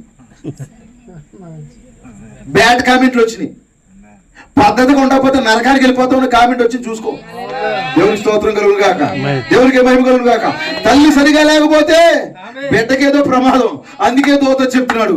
ఈ రోజు వాక్యం వచ్చి చెప్తుంది, మీ బిడ్డలు దేవుని కుమారులుగా పెంచండి, దేవుని కుమార్తెలుగా పెంచండి, దైవజనుల చేతులకు అప్పగించండి, ప్రతిష్ఠించండి మీ పిల్లల్ని. హల్లెలూయా. ఎంత చెప్పాడంటండి బాబాయ్. ఆయన ఏమన్నాడంట, ఇది ఇప్పుడు ఏమన్నాడంటే, ఈ యొక్క సేవకుడు, ఈ యొక్క సహోదరుడు, అయితే నీకు కనబడిన దూత మరలా నాకు కనబడితే నన్ను పిలువ అన్నాడంట. చదవండి ప్రకటించి. అందుకు మనోహ, నా ప్రభువా, పంపిన దైవజనుడు మరలా నా యొద్దకు వచ్చి పుట్టబోవు ఆ బిడ్డకు మేము ఏమేమి చేయవలెనో దానిని మాకు నేర్పినట్లు దయచేయమని యెహోవాను వేడుకొనగా. ఏమంటే పుట్టే బిడ్డకి ఎంత ప్రణాళిక ఉంది చూసారండి. గుడ్ వర్డ్స్ పట్టించాలి. ఇదిగో పుట్టినమ్మనే పాలు పట్టించాకే పటికి నీళ్ళు వెయ్యాలి. ఇవన్నీ ప్రణాళికలు మంచివే. ఆ పుట్టుబోవు బిడ్డకే ఏం తెచ్చారు, మీ అమ్మోళ్ళు ఏం తెచ్చారు? ఓ గొడ్డు మొక్క అన్నది రాలేదు, రావద్దని మీ అమ్మనే. అవి కాదు నేర్చుకోవాల్సింది. క్షమించండి నేను ఈ విధంగా మాట్లాడుతున్నాను. మరి ఈ అమ్మాయి ఏంటి, డెలివరీ అయిన అమ్మాయి, మీ అమ్మ బాబు ఏమి పెట్టారు మా బిడ్డకే, మీ అమ్మ బాబులు మా కొంపలో ఉండొద్దని. ఇలాంటి కబుర్లు కాదండి. అమ్మదికి అర్థం ఉంది. పుట్టబో బిడ్డకి మేము ఏమేమి చెయ్యాలి, ఈ యొక్క భార్య ఆలోచన, భర్త యొక్క ఆలోచన. దేవునికి మహిమ కలుగును గాక. పుట్టిన బిడ్డలకు మేము ఏం చేయాలి ప్రభువా, ఏమేం చేయాలంటే ఉంగరం కొను, సైన్ అయ్యి, పుట్టినమ్మన్న 10,000 బ్యాంకులో వేసే, ఇంకా మరి ఏంటి గవర్నమెంట్ లో మరి కొన్ని పథకాలు ఉన్నాయి. ఆడబిడ్డ పుడితే ఇలాంటి పథకంలో నీ బిడ్డను 18 ఏళ్ళు వచ్చిన తర్వాత నీ బిడ్డకి 10 లక్షలు వస్తాయి. ఏమేం చేయాలి మేము, ఎక్కడ తలం కొనాలి, ఎక్కడ బంగారం కొనాలి, ఎక్కడ డబ్బు వేయాలి, ఏం చేయాలి, ఇది కాదండి sir. According to word, according to Bible, according to law. మరి ఆ ధర్మశాస్త్ర ప్రకారముగా మేమేం చేయాలి, ఏమేం చేయాలి, వాక్యాన్ని బట్టి మేమేమేం చేయాలి.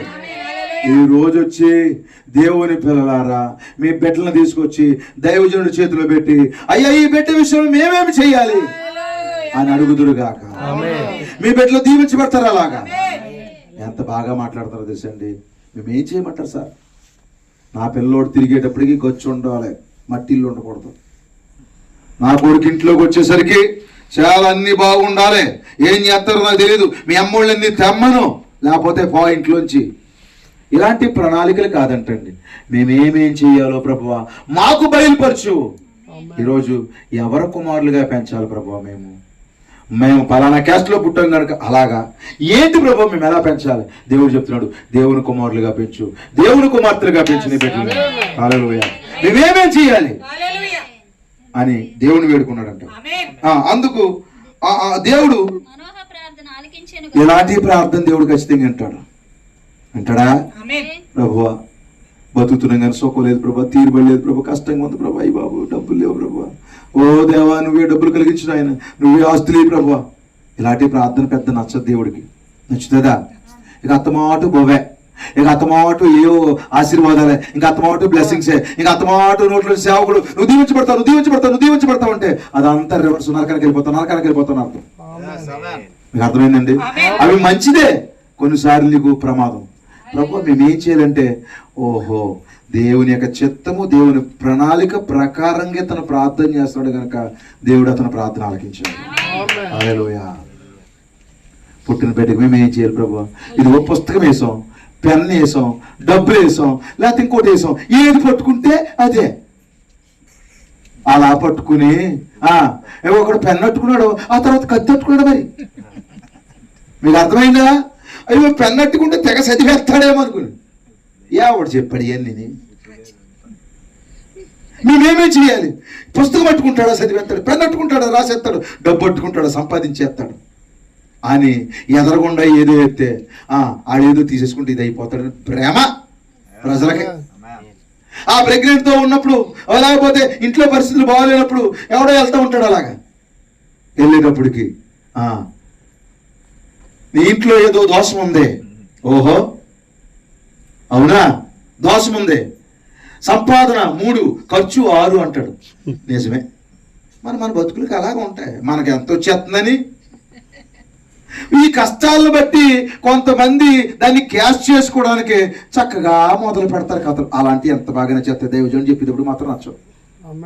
హల్లెలూయా.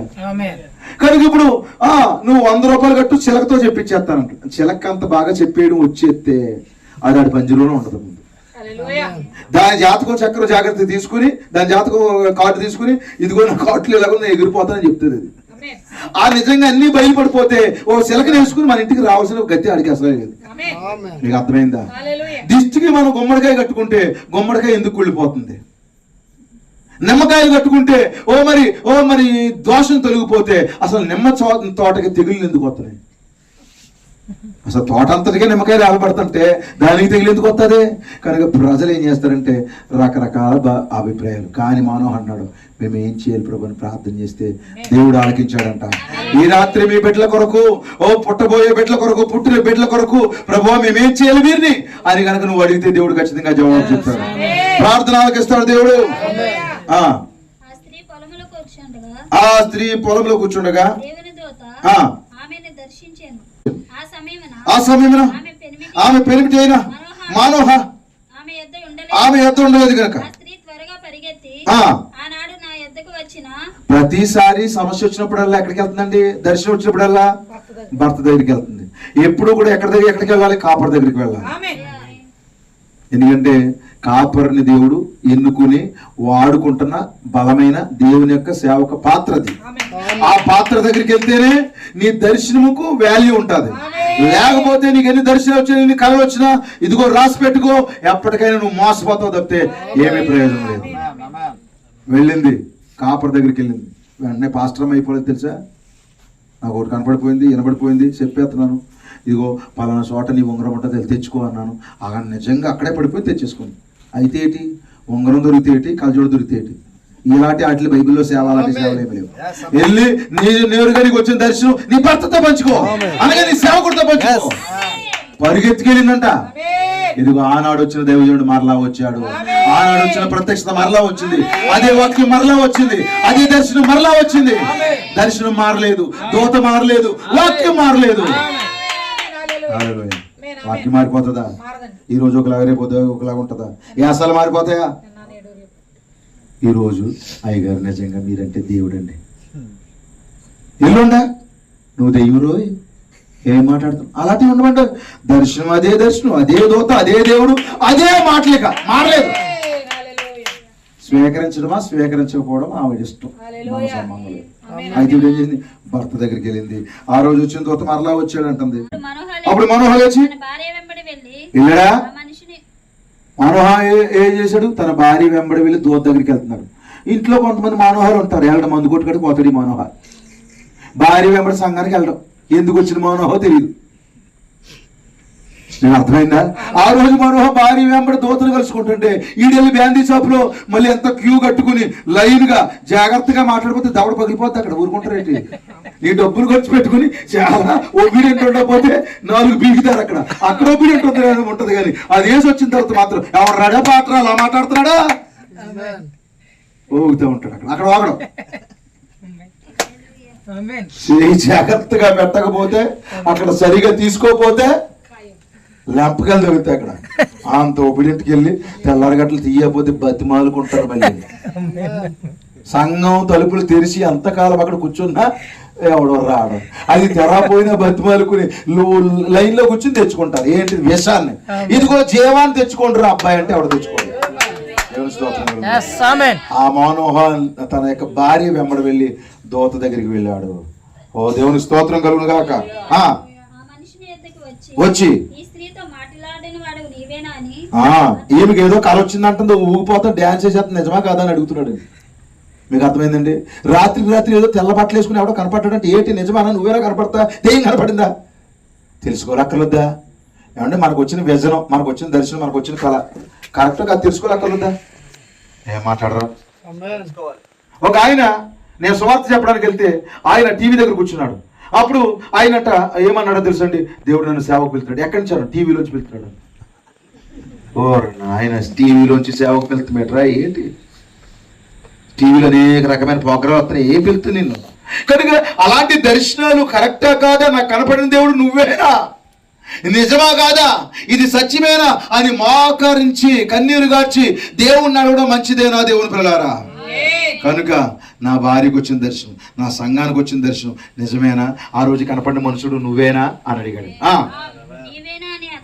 అడుగుగా నేనే అందుకు మనోహ కావున నీ మాట నెరవేరినప్పుడు అతడు చేయవలసిన కార్యమేమిటో తెలుపుమని మనవి చేయగా ఇది అడుగుతున్నాడండి. బెడ్ల పుట్టినోళ్ళు ఇదంతా తెలుసుకోండి. బెడ్లు ఉన్నవాళ్ళు, మరి తర్వాత బెడ్ల పుట్టబోయేవాళ్ళు జాగ్రత్తగా తెలుసుకోండి. కుటుంబాలు ఉన్నవాళ్ళు, భార్య భర్త అందరూ తెలుసుకోవాలి ఈ విషయాలు. ఏమని అడుగుతున్నాడంట? ఆ బిడ్డ ఎట్టివాడు. ఫస్ట్ ఏంటంట, ఆ బిడ్డ ఎట్టివాడు. ఎవరు అసలు అతను? మా ఇంట్లో జన్మించిన జీవన్ ఎవరు? మా ఇంట్లో జన్మించిన కీర్తన ఎవరు అనుకున్నాం. మా ఇంట్లో జన్మించిన షారోన్ ఎవరు? మా ఇంట్లో జన్మించినటువంటి సోన్సో పీటర్ ఎవరు? మార్క్ ఎవరు? లూకా ఎవరు? యోహాన్ ఎవరు? బ్రహ్మం ఎవరు? తెలుసుకోవడం మంచిదేనా? ఎట్టివాడు? ఎవరెతను? దేవుని కుమారుడు. తర్వాత రెండోది ఏంటంట, అతడు చేయవలసిన పని ఏంటి? అతడు చేయవలసిన కార్యం ఏమిటి? ఈ రెండు తెలుసుకోవాలి. అతను ఎవరు, అతను చేయవలసిన కార్యం ఏంటి? నువ్వు ఎవరో నీకు అడ్రస్ ఉంది, నువ్వు చేయవలసిన కొన్ని పనులు ఉన్నాయి. ఈ రాత్రి మీకు ఇష్టమైన దేవుని పిల్లారా, ఆ బిడ్డ ఎట్టువాడు, అతను చేయవలసిన కార్యాలు ఏంటి? దయచేసి మాకు తెలియజేయి. ఎందుకంటే తల్లిదండ్రులు మార్గదర్శులు కదా. తల్లిదండ్రులు ఆ తర్వాత ఎవరికి అప్పగిస్తారు? గురువుగా అప్పగిస్తారు. తర్వాత కాపుర దగ్గరికి వస్తాడు. ఒక నాయకత్వం, ఒక నడిపింపు ఉంది దేవుని పిల్లారా. ఆ బిడ్డ ఎట్టివాడు, అతను ఏమవుతాడు మాకు తెలియదు. అతను ఏం చేయాలి? నీ బిడ్డలు చేయవలసిన పనులు ఉన్నాయా? ఎందుకు లేవండి బాబు, దూడ కడెట్టేస్తాను, ఉద్యోగం చేయించేస్తాను, అదిగో చెరువు కడెట్టేస్తున్నాడు, ఆడ ఇదిగాడా నేను చెరువు కడెట్టేస్తాను అంతే. ఏంటి పుట్టిన బిడ్డ ప్రతి ఒక్కడు చెరువుగాడు ఉంటాక, లేకపోతే నీ ఇటుకలు బట్టి కాడు ఉంటాక, ఏదో పనిలో ఉంటాక. మంచిదే, పని చేయొద్దు అంటలేదు నేను.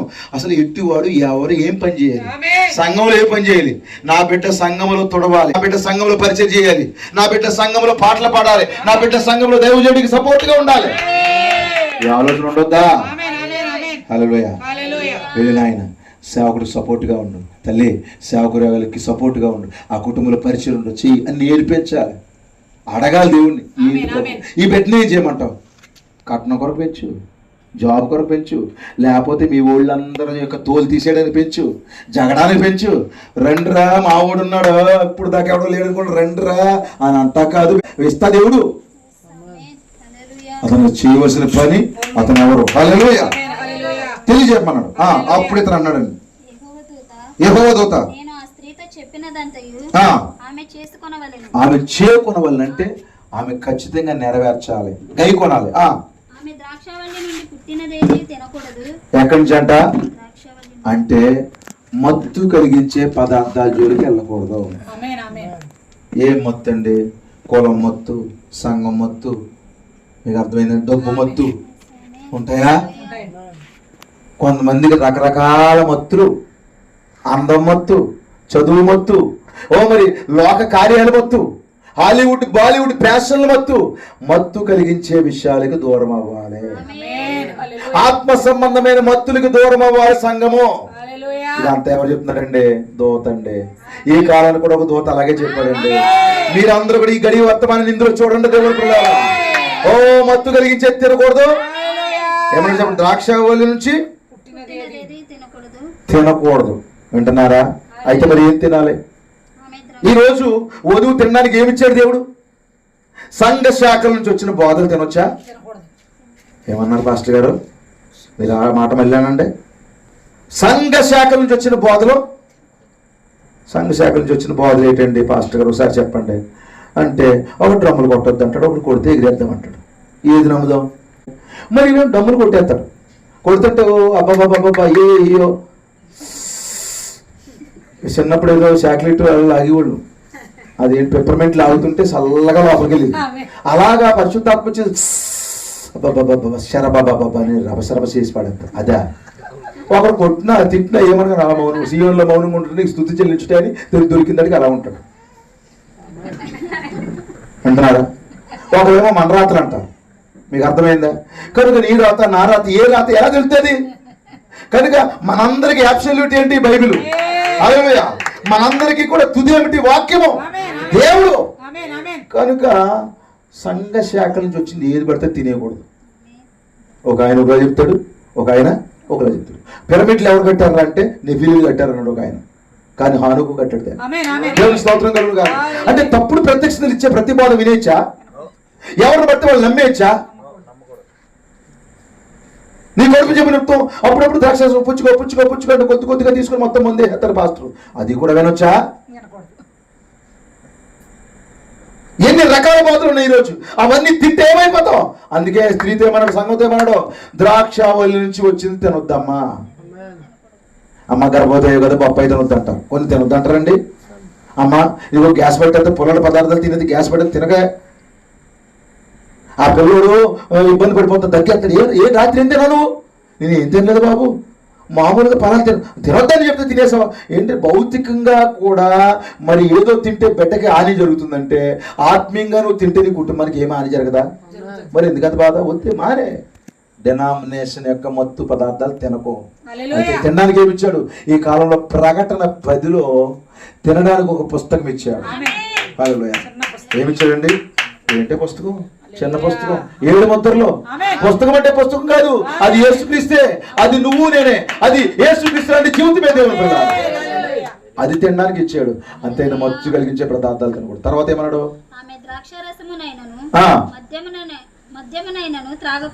ద్రాక్షరసం తాగకూడదు, మద్యం తాగకూడదు. ఆత్మీయంగా ఏంటి ఇప్పుడు మనకి? ప్రకటన గ్రంథం 17వ అధ్యాయంలో ఒక స్త్రీ చేతిలో పాత్ర ఉంది. ఏంటిది? మత్తు కలిగించే పాత్ర. ఆ యొక్క తప్పుడు బోధలు, తప్పుడు సిద్ధాంతాలనే పాత్ర. ఈరోజు సంఘము ఆ క్యాథలిక్ యొక్క తప్పుడు సిద్ధాంతాలు తాగకూడదు అని అర్థం. తాగొద్దు తినొద్దు అంటే ఆడవాళ్ళు ఏం మందు తాగేస్తారనా? స్త్రీ సంఘము ఓ తప్పుడు సిద్ధాంతాలు, తప్పుడు బోధలతో తాగి మొత్తెళ్ళకూడదు. అది పరిశుద్ధుల రక్తం తాగిన స్త్రీ. అది ఓ తప్పుడు బోధలు తీసుకొచ్చే పాత్ర. అది బబులోను సర్వభూమికి మత్తు కలిగించే పాత్ర అని బైబిల్లో రాయబడింది.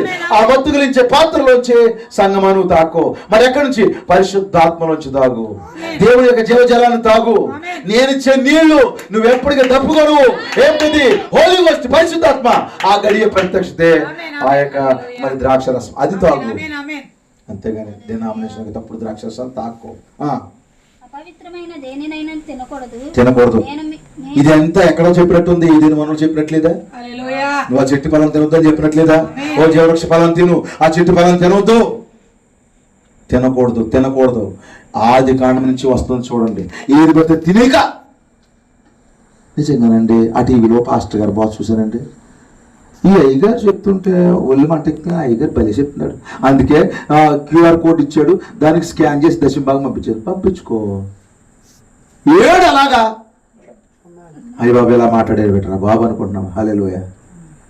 QR కోడ్ బోధలా దేవునికి పంపించడం తప్పేమి కాదు. నేను దేవునికి ఇవ్వడం తప్ప అని చెప్పట్లేదు. ఏ రకరకాల బాధ సాధ లేని బోధలు, ఇబ్బంది లేని బాధలు, నీకు ఈ పరలోకం తీసుకెళ్ళిన బాధలు, చెక్కలేని నిన్ను సరిగా జీవింపజేసే బోధలు లేకుండా ఎందుకు తల్లి? ఎందుకమ్మా సహోదరులారా? అలాగైతే మానేద్దాం, దేవుడే వద్దు, లోకంలో ఉందాం. కనుక ఏమన్నాడు ఇక్కడ?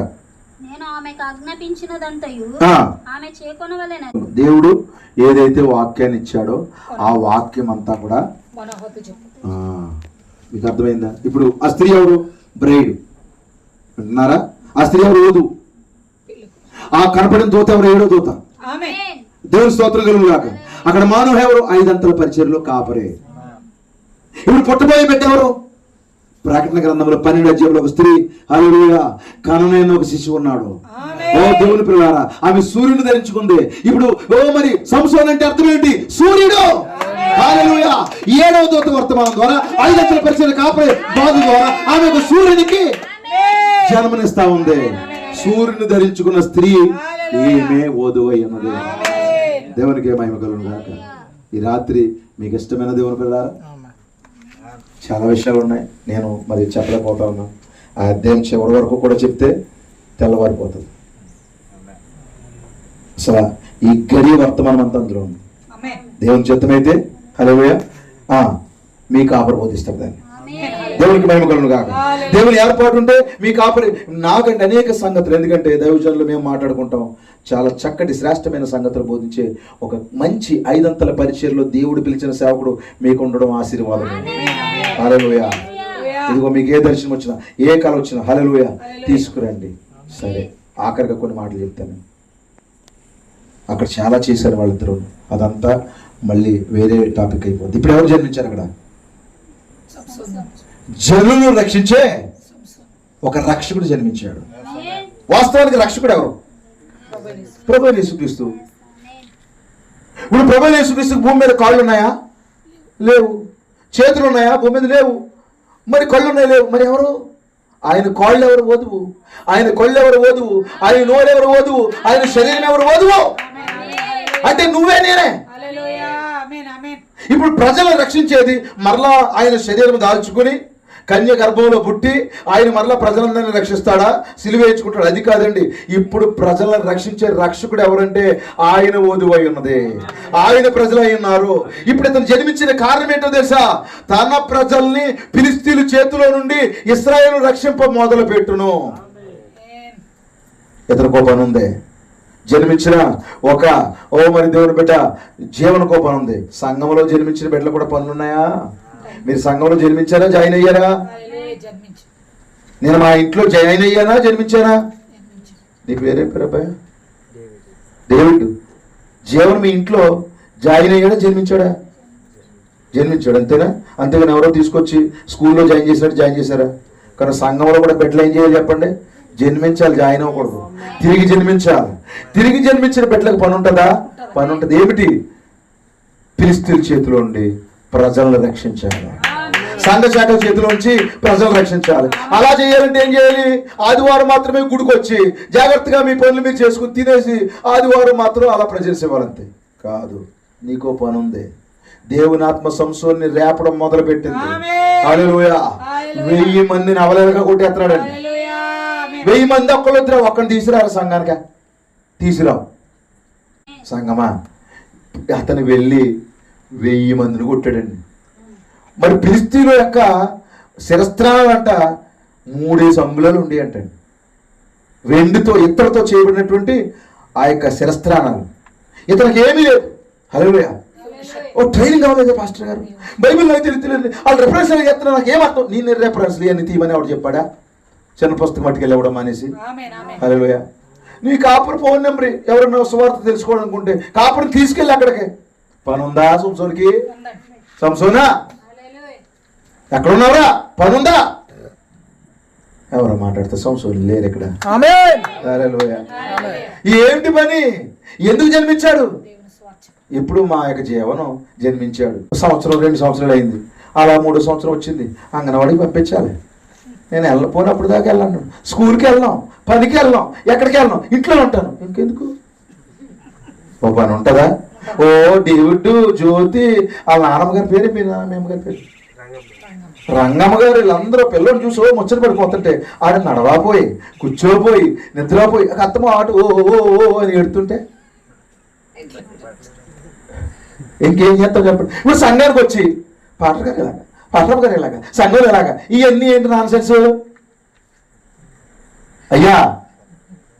ఇంకా పాటు విశ్వాసం ఏం చెప్పండి? ఇప్పుడు ఉయ్యాలు వేస్తాం, ఊకోబెడతాం, జోరు పెడతాం, ఎదిగిన తర్వాత కూడా అదే. సంఘానికి 10 ఏళ్ళు వచ్చినా సరే అత్తమాట సబ్బులు అయిపోతూ ఉండడు. మీకు అర్థమైందండి? పొగడా పోయినా ఏమన్నా పోయినా వెంటనే ఫీల్ అయిపోతారు. నేను అంటున్నాను, అతి కొద్ది కాలంలోనే ఈ రోజు అన్న పోతే ఎప్పుడన్నా పోతాం. ముందే పోతే కొద్ది కాలమన్నా లోకం ఉంటే సంతోషం ఉంటుంది. ఏమంటారు? దేవుని స్తోత్రం కలుగు కాదు. ప్రజలు ఏంటి? ఈ ఎదిగావు కదా, ఎదిగిన తర్వాత సంవత్సరం చేయవలసిన పని ఏంటి? ఫిలిష్తీయుల చేతిలో నుంచి ఇశ్రాయేలు విడిపించాలి. సంఘ శాఖల చేతిలోంచి ఎన్నికలు ఉన్న పిల్లలు విడిపించాలి. హల్లెలూయా. అంతేగాని నాకు అత్తమాట చిన్నప్పుడు అంటే ముద్దు వస్తుందా? వస్తుంది రాదా? 20 ఏళ్ళు వచ్చిన తర్వాత అలా బాబు అయ్యో నా పిల్లడు 20 ఏళ్ళు వచ్చిన అదే భాష నవ్వుతుందా? ఒరే మాట ఆడరా, ఒరే పాట ఆడరా, ఒరే బైబిల్ చదవరా, కొక్క ఎప్పుడు 25 ఏళ్ళు వచ్చిన 30 ఏళ్ళు వచ్చిన మరి ఇంకెందుకు బిడ్డలు పుట్టడం ఎలా ఫిలిష్తీయుల చేతిలోంచి ఇశ్రాయేలు విడిపించావు, దేవుని ప్రజలు విడిపించావు. ఏం చేయాలి? శిరస్త్రాణాలు బద్దలు కొట్టాలి, సంఘ శాఖలు బద్దలు కొట్టాలి. అంటే బందీకానాలు ఉన్న దేవుని పిల్లలు విడిపించమని. హల్లెలూయా. నా ఉద్దేశం అది. పాపములోను శాపములోను మరి ఆచారాలను పడిపోయిన దేవుని పిల్లలు విడిపించాలి. 20 ఏళ్ళు వర్తమానం వచ్చిన 20 ఏళ్ళు 10 ఏళ్ళ నుంచి 5 ఏళ్ళ నుంచి సంవత్సరం నుంచి వర్తమానంలో సంఘంలో ఉన్నప్పుడు కూడా స్వార్థకి వెళ్తా బెదరు. నాకు ఒకడు ఉండి కూడా నాకు ఎంత ఒళ్ళమంటే స్వార్థకి వెళ్దాం బెదరు రానండి. కాపరికి ఎంత ఉత్సాహం వచ్చేస్తుంది, ఇలాంటి విశ్వాసించేది వందనాలు ప్రభు. కోటాలు పెడతాం లేవండి అసలు చూడు ఏ జోబులు తీసేసి ఇంకెలా చూపించేది. 40,000 రూపాయలు సెల్ ఫోన్ ఎక్కడ బాబా? కోటానికి 500 బాబా? 50,000 రూపాయలు సెల్ ఫోన్ ఎక్కడ బాబా? నీక అవి కొనుక్కుంటే ఎక్కడి నుంచి వచ్చేసి కౌర్లు చెప్పని చెప్తారు కొంతమంది. పెద్ద కార్యక్రమం చేస్తారా? పాస్టర్ గారికి ఇచ్చేటప్పటికి పెరాలసిస్. అసలు మీరు చెప్తే నమ్ముతారు. శాటిలైట్ కూడా డబ్బులు లేవండి. మిగతా ఎన్ని వస్తువులు కోటి బీరువా ఫ్రిడ్జ్ వాషింగ్ మెషిన్లో లేకపోతే అన్ని వస్తువులు ఏదో వాళ్ళ స్తోమత తగ్గట్టు ఇవన్నీ ఎక్కడి నుంచి వస్తున్నాయి. చెత్త ఎలా వస్తే తెలియదు. కొంతమంది ఉంటారండి వాళ్ళు వద్దన్నా సరే ధారాళంగా దేవునికి ఇస్తానండి, శక్తి కొలు చేస్తారండి, దేవునికి ఇస్తా ఉంటారు. దేవుని పిల్లలు దేవుడు వారిని దీవిస్తాడు. జన్మించిన తర్వాత పని ఉంది బాబయ్య. హల్లెలూయా. పుట్టేసావంటే సంఘానికి వచ్చేసావంటే విశ్వాసం అయిపోయావంటే శాశ్వతం కాదా? పీకు తింటా కాదు, పని ఉంది. వెళ్ళు ఫిలిష్తీయుల చేతిలోంచి ఇశ్రాయేలు ప్రజలు విడిపించు. హల్లెలూయా. ఆ క్రమంలోనే పట్టుకున్నాడండి. పెద్ద ఏమీ లేదు, పెద్ద చదువుకోలేకపోవచ్చు, పెద్ద ఏమీ లేదు. చిన్న పచ్చి గాడిదెముక, చనిపోయింది గాడిద, దాన్ని దవడెముక పట్టుకున్నాడండి. ఇది బలంగా ఉంటుందా? వాళ్ళ యొక్క శిరస్త్రాలు బలంగా ఉంటాయా? కనుక దీని వైపు చూడట్లేదు, దేవుడిచ్చిన వాగ్దానం వైపు చూస్తాడు. హల్లెలూయా. దేవుడిచ్చిన వాగ్దానం వైపు చూసి బద్దలు కొట్టడం ప్రారంభించాడు. అసలు ఎన్నెల కూడా మట్టి పాత్రలాగా బద్దలు అయిపోతున్నాయి. ఒక సంశోధన ఏట్రా బాబా, ఇప్పుడు వరకు మా శిరస్త్రాలను మేమే బద్దలు కొట్టుకోలేకపోయాము, ఏంటి ఇలాగ బద్దలు కొట్టేస్తాడు? టిప్పు టిప్పు టిప్పు మట్ట ఇలా బదిలిపోతున్నాయండి. దేవుడు ఇచ్చిన వాగ్దానం అది, దేవుడు చేసిన కార్యాలు అది, దేవుని ఆత్మది. శక్తి చేత బలం చేత కాదు, ఆయన ఆత్మ చేత చేస్తున్నాను నేను ఇవన్నీ కూడా. దేవునికి మహిమ కలుగును. 300 నక్కలనే పట్టుకున్నాను. సంఘంలో ఒక నక్కను పట్టుకోలేము మనం. సంఘంలో కొన్ని నక్కలు ఉంటాయి, పట్టుకోవాలి. మీకు అర్థమైంది? 2 తోకలు కట్టేసి వెలిగించి పంపించి వాటిని చూడదాం. కానీ కొన్ని సంఘాలు నక్కలు ఉంటాయి ఏమంటే. అదే సమయంలో పక్షిరాజులు కూడా ఉంటాయి. పక్షిరాజులు నేనేమంటలేదు, ఇక్కడ నక్కలు ఉన్నాయని అనుకోవట్లేదు, ఇక్కడ పక్షిరాజులు ఉన్నాయి. దేవుడు ఆ నక్కలను పట్టుకున్నాడు, వెలిగించి పంపించాడు ఫిలిష్తీయుల తోటలోకి. గేట్లు ఎత్తేసాడు. అయితే అతనికి ఒక ప్రాబ్లం ఉంది. ప్రవక్త చెప్తున్నాడు, తన బలాన్ని మాత్రమే దేవునికి ఇచ్చాడంట, హృదయాన్ని ఇవ్వలేకపోయాడంట. ఏ ఉద్దేశం కొరకైతే జన్మించాడో ఆ ఉద్దేశాన్ని నెరవేర్చలేకపోతా ఉన్నాడు. తన బలాన్ని దేవునికి ఇచ్చి తన హృదయాన్ని దేవునికి ఇచ్చాడు. వేరే సంఘశాఖకి ఇచ్చేసాడు, వేరే డినామినేషన్కి ఇచ్చేసాడు. జాగ్రత్త. నీ మనసు ఎక్కడ, నీ శరీరం ఎక్కడో. నీ శరీరం ఎక్కడో ఇక్కడ, నీ మనసు ఎక్కడో. అలా వద్దు. సంసోను చిన్న పొరపాటు చేశాడు. ఆ ఉద్దేశం కొరకు జన్మించిన, ప్రజలను రక్షించడానికి జన్మించిన ఈ సంసోను ఆ ఫిలిష్తీయుల చేతిలో పడిపోయాడు. అయితే ఆఖరిలో ఫైనల్గా మరలా తిరిగి రీడెడికేట్ చేసుకున్నాడు, మరలా సమర్పించుకున్నాడు. దేవుని పిల్లారా, దేవుని యొక్క సంపూర్ణమైన చిత్తం వాగ్దానం పైన అంటండి ఆ యొక్క ఫిలిష్తీయుల యొక్క దాగోను ఏలుబడి చేస్తుందంట. ప్రభు ఇది వల్ల పడదు. అందరూ అపహాస్యాలు చేస్తున్నారు, వెటకారం వాడుతున్నారు, కన్నులు పెరికేశారండి. ఇంత బలంగా వాడబడినటువంటి వ్యక్తి కన్నులు పెరగబడ్డాడు. సంగమా గుడ్డిదానికి అయిపోకు, జడలు కత్తిరింపులు చేసుకోకు, అయ్యో దిలీల చేతిలో పడిపోవద్దు. దయచేసి మరలా దేవుడిని అడుగు, ప్రభు ఈ రాత్రి మరొకసారి నాకు బలం దయచేయి ప్రభు, తిరిగి నాకు నూతన శక్తి దయచేయి, నూతన బలం దయచేయి. నేను ఎందుకు జన్మించానో నాకు బయలుపరచు ప్రభువా. నేను ఎందుకు సంఘానికి వచ్చాను, ఎందుకు నన్ను తీసుకొచ్చావు? ఆ ప్రారంభ దినాలను భక్తి, ఆసక్తి, దేవుని కొరకు ఉన్న రోషంగా నిలబడిన ఆ స్థితి తిరిగి మరలా నాకు దయచేయి ప్రభువా. సంసోను తల వెంట్రుకలు కొరికేశారండి. అయితే బలం పోయింది, మరలా బలము శక్తి వస్తా ఉంది. అయితే ఇప్పుడు వచ్చిన శక్తి పాడు చేసుకోవడానికి ఇష్టపడట్లేదు. ఆ ఫిలిష్తీయులందరినీ చంపి తన ప్రజలను బయటికి తీసుకురావడానికి అతడు ఇష్టపడ్డాడు. ఈ రాత్రి నువ్వు జన్మించావంటే నీ గొప్ప పని ఉంది. నువ్వు జన్మించావంటే నీ గొప్ప పని ఉంది. ఓ రక్షకుడు నీవు, దేవుని కుమారుడు నీవు. ఇతరులందరినీ కూడా ఇప్పుడు యేసు ప్రభు సిలువ వేయబడి రక్షించడం, ఈ బాధ్యత నీకు అప్పగించాడు. నువ్వేం చేయాలి? జస్ట్ వెళ్ళి ఈ కాలానికి ఒక ప్రవక్తను పంపించాడు, ఈ కాలానికి ఒక వర్తమానం ఉంది, ఇదిగో తిరిగి జన్మించిన ఒక సేవకుడు ఉన్నాడు, ఒక నిజమైన సంఘం ఉంది, రండి నేర్చుకోండి తెలుసుకోండి అని కొంచెం చిన్నగా ప్రకటించే తప్పేమీ లేదు. ఖచ్చితంగా దేవుడిని దీవిస్తాడు. దేవుడు తప్పక ఆశీర్వదిస్తాడు. ఈ రాత్రి రంగమ్మ గారి యొక్క కుటుంబం, రంగమ్మ గారి యొక్క కుటుంబాన్ని దేవుడు బహుగా దీవించునుగాక. దేవుడు జ్యోతి దంపతులు దేవుడు దీవించునుగాక. వారికి ఇచ్చేటువంటి ఆయన కుమారుడు జీవన్ దేవుడు అతన్ని దీవించునుగాక. దేవుడు అతను ఆశీర్వదించునుగాక. అతడు దేవుని కుమారుడుగా పెంచబడునుగాక. మనందరం తిరిగి దేవుని సమర్పించుకొని ఆయన కొరకు నమ్మకంగా జీవించి ప్రజలందరినీ నశించిపోతున్న వారిని ఆయన కొరకు రక్షించే ఒక చిన్న బాధ్యతను ఆయన కొరకు సువార్త పొలంలోకి వెళ్ళి నడిపించి, ఆయన మందిరంలో నడిపించి, ఆ పరలోక వైపు నడిపించి ఆ చిన్న బాధ్యతను తీసుకునే బిడ్డలుగా మనం కూడా ఉందుముగాక. ఈ రాత్రి కొద్ది మాటలు దేవుడు దీవించి ఆశీర్వదించునుగాక. God bless you all. Thank you.